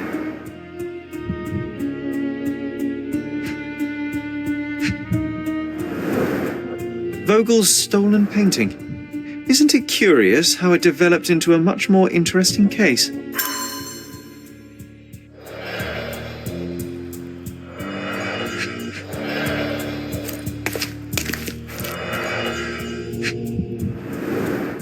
Masks, traditional for the Chokwe people of Central Africa. A Dogon statue from West Africa. A century old at least.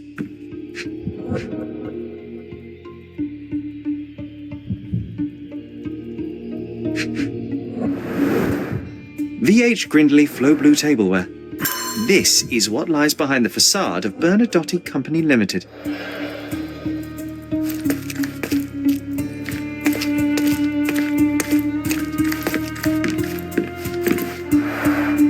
An amazing piece of culture. I imagine many collectors and museums would be interested in having it.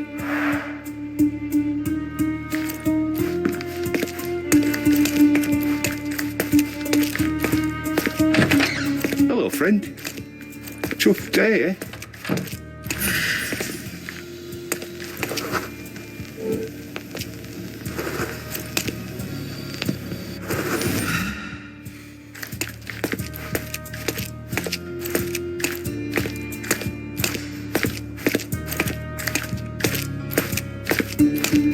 If the damn idiot hadn't stolen the canary, I'd be bathing in silver down in the mines. Instead of this.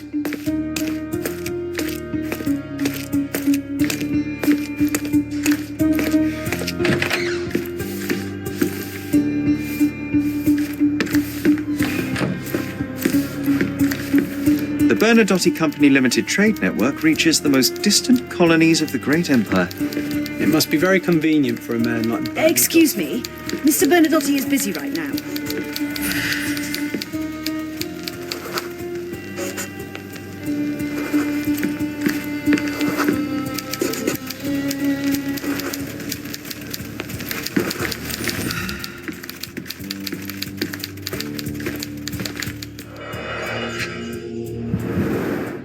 I suppose it's Mr. Bernadotte with our fine governor. 1875. It's taken a few years back. John, how many people in Cordona have a photograph with the governor, do you think? You definitely don't have one.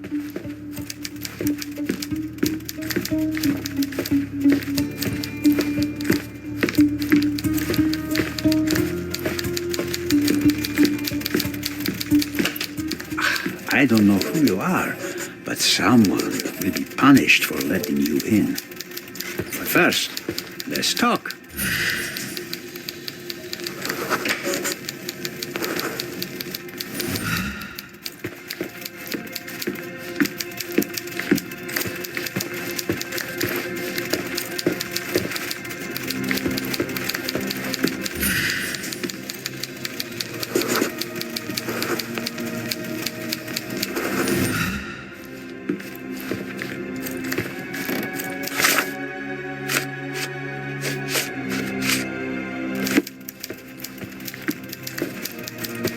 Whenever you're ready. I'd hate to intrude.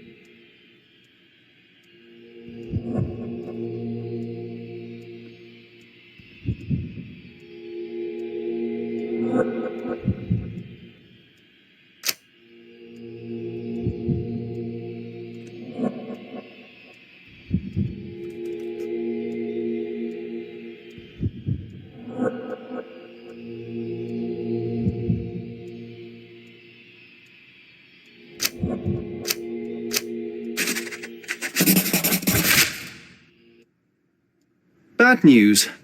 The thug you sent to the refugee camp only succeeded in stabbing himself. His next and final journey will be to the morgue. Hold your horses. Who the hell are you? Sherlock Holmes.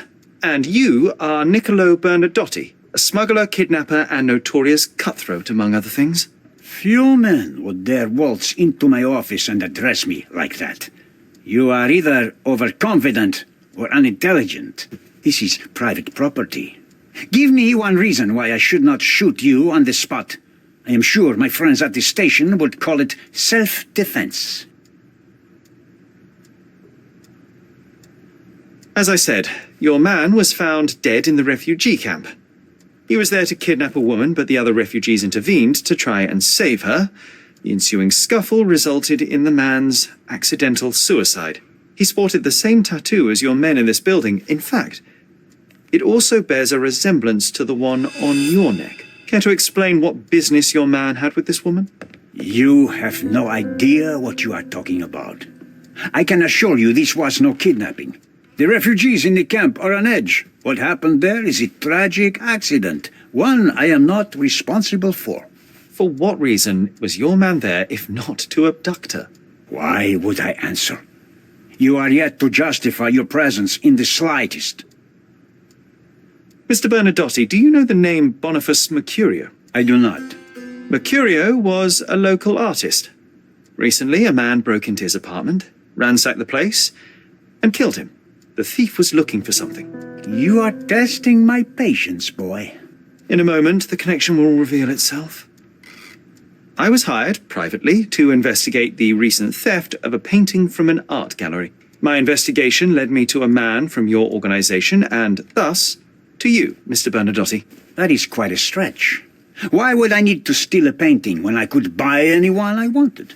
Interestingly enough, I spotted the stolen painting in your storeroom. I buy and sell a lot of things, Mr. Holmes. Unfortunately, if this is true, it is not the first time I have been sold stolen merchandise. I presume you were hired by the owner of the gallery.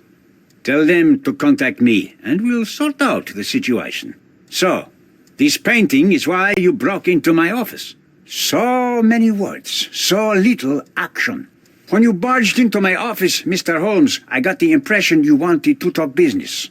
Now I see you had come just to talk. Tell me exactly what you want, or get out. It was necessary groundwork for what comes next.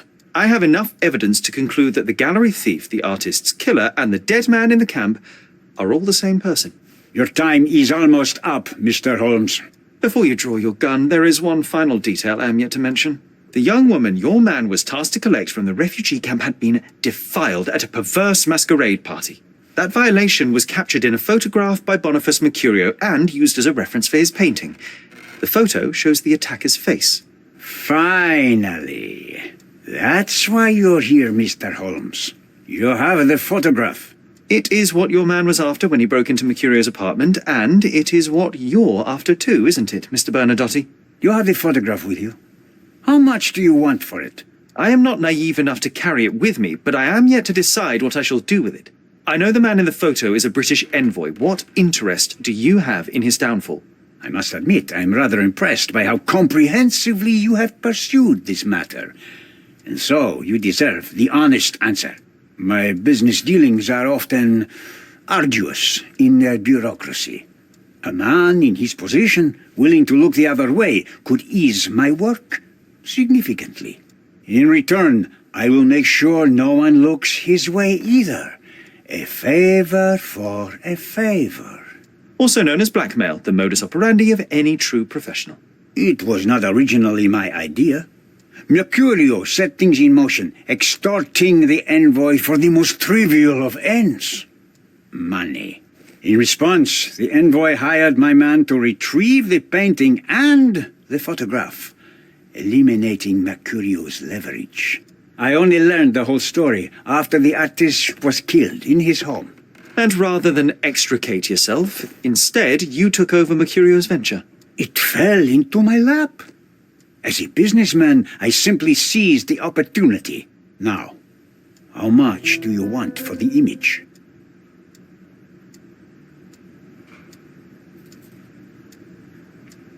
I could not help but appreciate the collection of smuggled artifacts in your storeroom. You have rather diversified your business.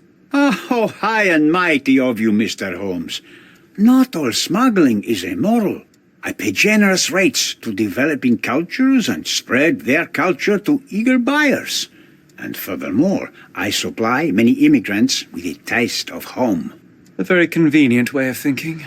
I have traveled wildly, Mr. Holmes. I've seen people in far-flung lands for whom my services are a lifeline. Without them, they would starve. The tax on cargo is often so absurd that it would be more profitable to simply sink your ship than dock it in the harbor. And trust me, I am speaking from experience. Why did you send your man to remove the woman from the camp? Without a photograph, her testimony was the next best thing. Securing her was in everyone's interest. Victims and witnesses all too often disappear. I thought the girl was safer with us. I did not anticipate what would happen at the camp. I saw refugees from the camp at your warehouse. They work for you. I have made certain arrangements with City Hall and the police. Thanks to me, refugees can work and be paid. It's a pathway to freedom. And how much do you save by capitalizing on their cheap labor? I have heard no complaints. They seem happy just to get out of that slum.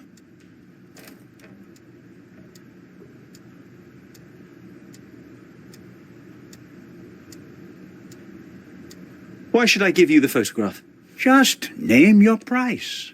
What if my price were not money? You claim to have connections, Mr. Bernadotte. Perhaps you could improve conditions for the refugees. Give them a chance for a better life. I do have connections, Mr. Holmes, but help the whole camp?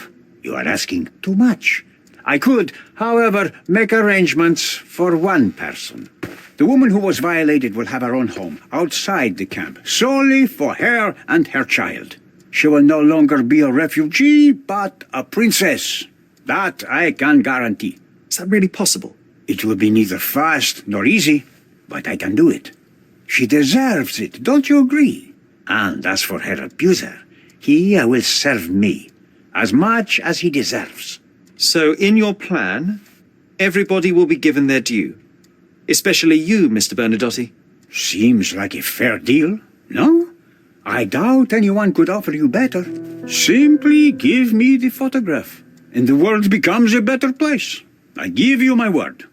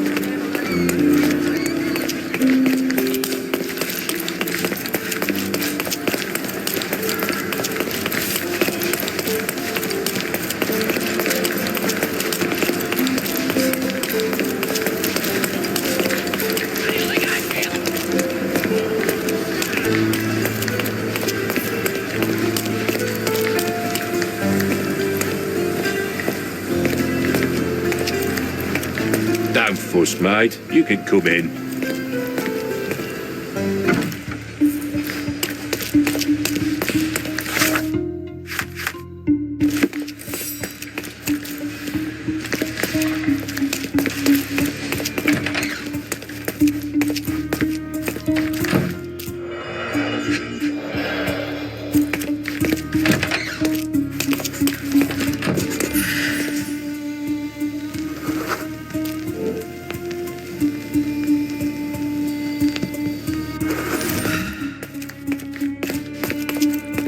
What a dull day, eh?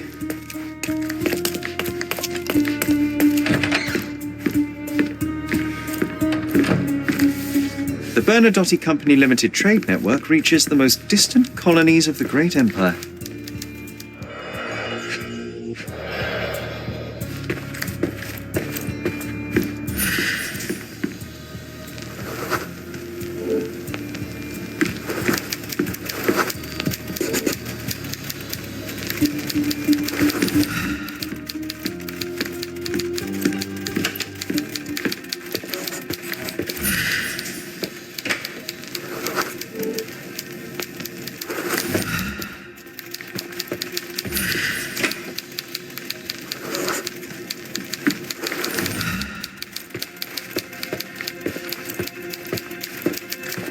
Whenever you're ready.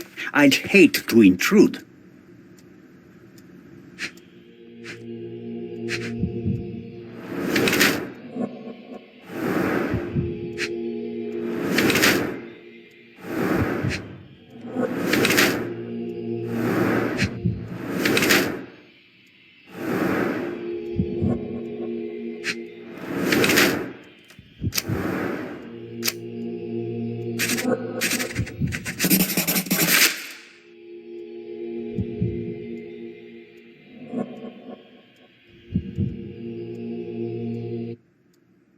Niccolo Bernadotte, I presume?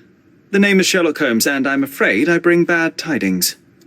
Is that so? The man you sent to the refugee camp failed in his task. He impaled himself on his own blade. Clumsy and chaotic end. For a man who just broke onto my property, you are more businessman than brute. You have my attention, Mr. Holmes. Do not waste it. As I said, your man was found dead in the refugee camp. He was there to kidnap a woman, but the other refugees intervened to try and save her. The ensuing scuffle resulted in the man's accidental suicide. He sported the same tattoo as your men in this building. In fact, it also bears a resemblance to the one on your neck. Care to explain what business your man had with this woman? You have no idea what you are talking about. I can assure you this was no kidnapping. The refugees in the camp are on edge. What happened there is a tragic accident, one I am not responsible for. For what reason was your man there if not to abduct her? Why would I answer? You are yet to justify your presence in the slightest. Mr. Bernadotte, do you know the name Boniface Mercurio? I do not. Mercurio was a local artist. Recently, a man broke into his apartment, ransacked the place, and killed him. The thief was looking for something. You are testing my patience, boy. In a moment, the connection will reveal itself. I was hired, privately, to investigate the recent theft of a painting from an art gallery. My investigation led me to a man from your organization, and thus, to you, Mr. Bernadotte. That is quite a stretch. Why would I need to steal a painting when I could buy anyone I wanted? Interestingly enough, I spotted the stolen painting in your storeroom. I buy and sell a lot of things, Mr. Holmes. Unfortunately, if this is true, it is not the first time I have been sold stolen merchandise. I presume you were hired by the owner of the gallery. Tell them to contact me, and we'll sort out the situation. So, this painting is why you broke into my office. So many words, so little action. When you barged into my office, Mr. Holmes, I got the impression you wanted to talk business. Now I see you had come just to talk. Tell me exactly what you want, or get out. It was necessary groundwork for what comes next. I have enough evidence to conclude that the gallery thief, the artist's killer, and the dead man in the camp are all the same person. Your time is almost up, Mr. Holmes. Before you draw your gun, there is one final detail I am yet to mention. The young woman your man was tasked to collect from the refugee camp had been defiled at a perverse masquerade party. That violation was captured in a photograph by Boniface Mercurio and used as a reference for his painting. The photo shows the attacker's face. Finally. That's why you're here, Mr. Holmes. You have the photograph. It is what your man was after when he broke into Mercurio's apartment, and it is what you're after too, isn't it, Mr. Bernadotte? You have the photograph with you? How much do you want for it? I am not naive enough to carry it with me, but I am yet to decide what I shall do with it. I know the man in the photo is a British envoy. What interest do you have in his downfall? I must admit, I'm rather impressed by how comprehensively you have pursued this matter. And so, you deserve the honest answer. My business dealings are often arduous in their bureaucracy. A man in his position, willing to look the other way, could ease my work significantly. In return, I will make sure no one looks his way either. A favor for a favor. Also known as blackmail, the modus operandi of any true professional. It was not originally my idea. Mercurio set things in motion, extorting the envoy for the most trivial of ends. Money. In response, the envoy hired my man to retrieve the painting and the photograph, eliminating Mercurio's leverage. I only learned the whole story after the artist was killed in his home. And rather than extricate yourself, instead you took over Mercurio's venture. It fell into my lap. As a businessman, I simply seized the opportunity. Now, how much do you want for the image?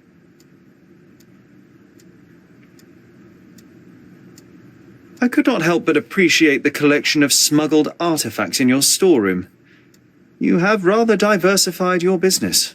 Oh, high and mighty of you, Mr. Holmes. Not all smuggling is immoral. I pay generous rates to developing cultures and spread their culture to eager buyers.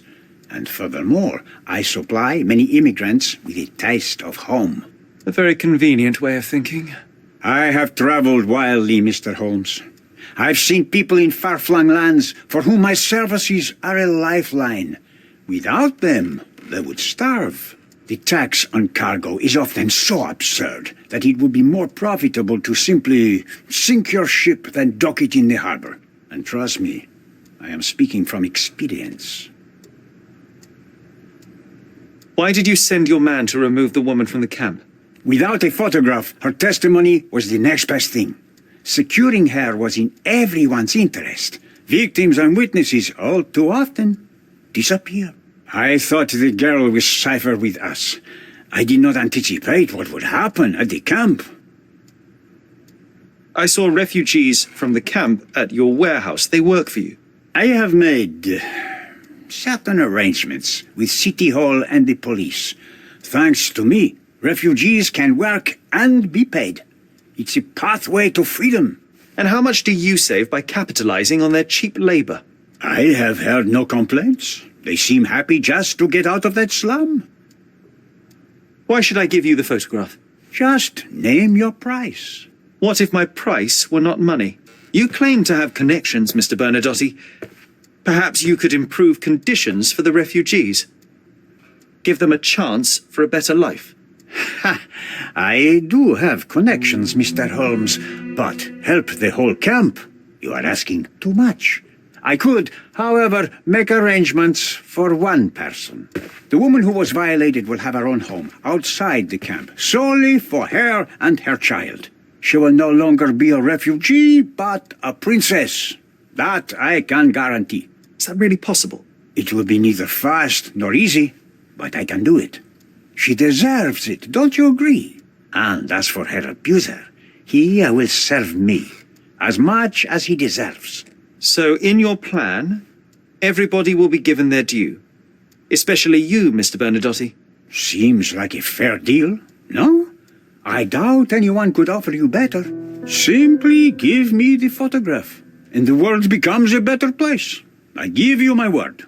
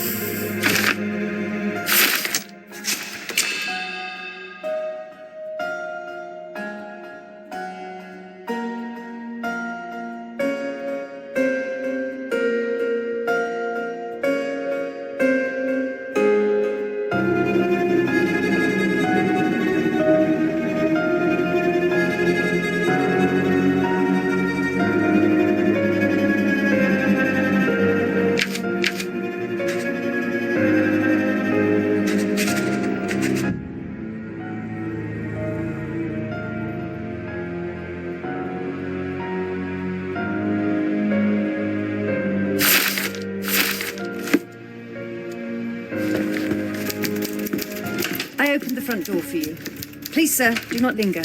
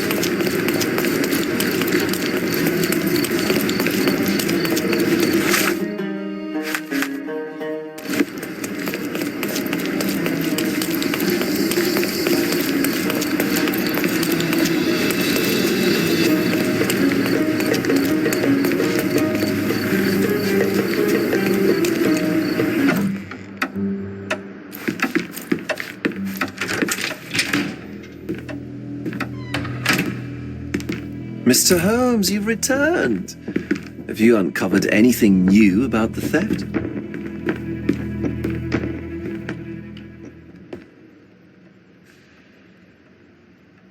I've brought news, but not all of it will please you. Fill me in, Mr. Holmes. I won't shoot the messenger. I located the thief, but found him rather cold. He was tight-lipped about the painting, too. Huh, he's dead. How very droll, Mr. Holmes. One presumes you were not responsible. It was an accident at the refugee camp. He impaled himself on his own knife. Life is nothing if not cruel and capricious.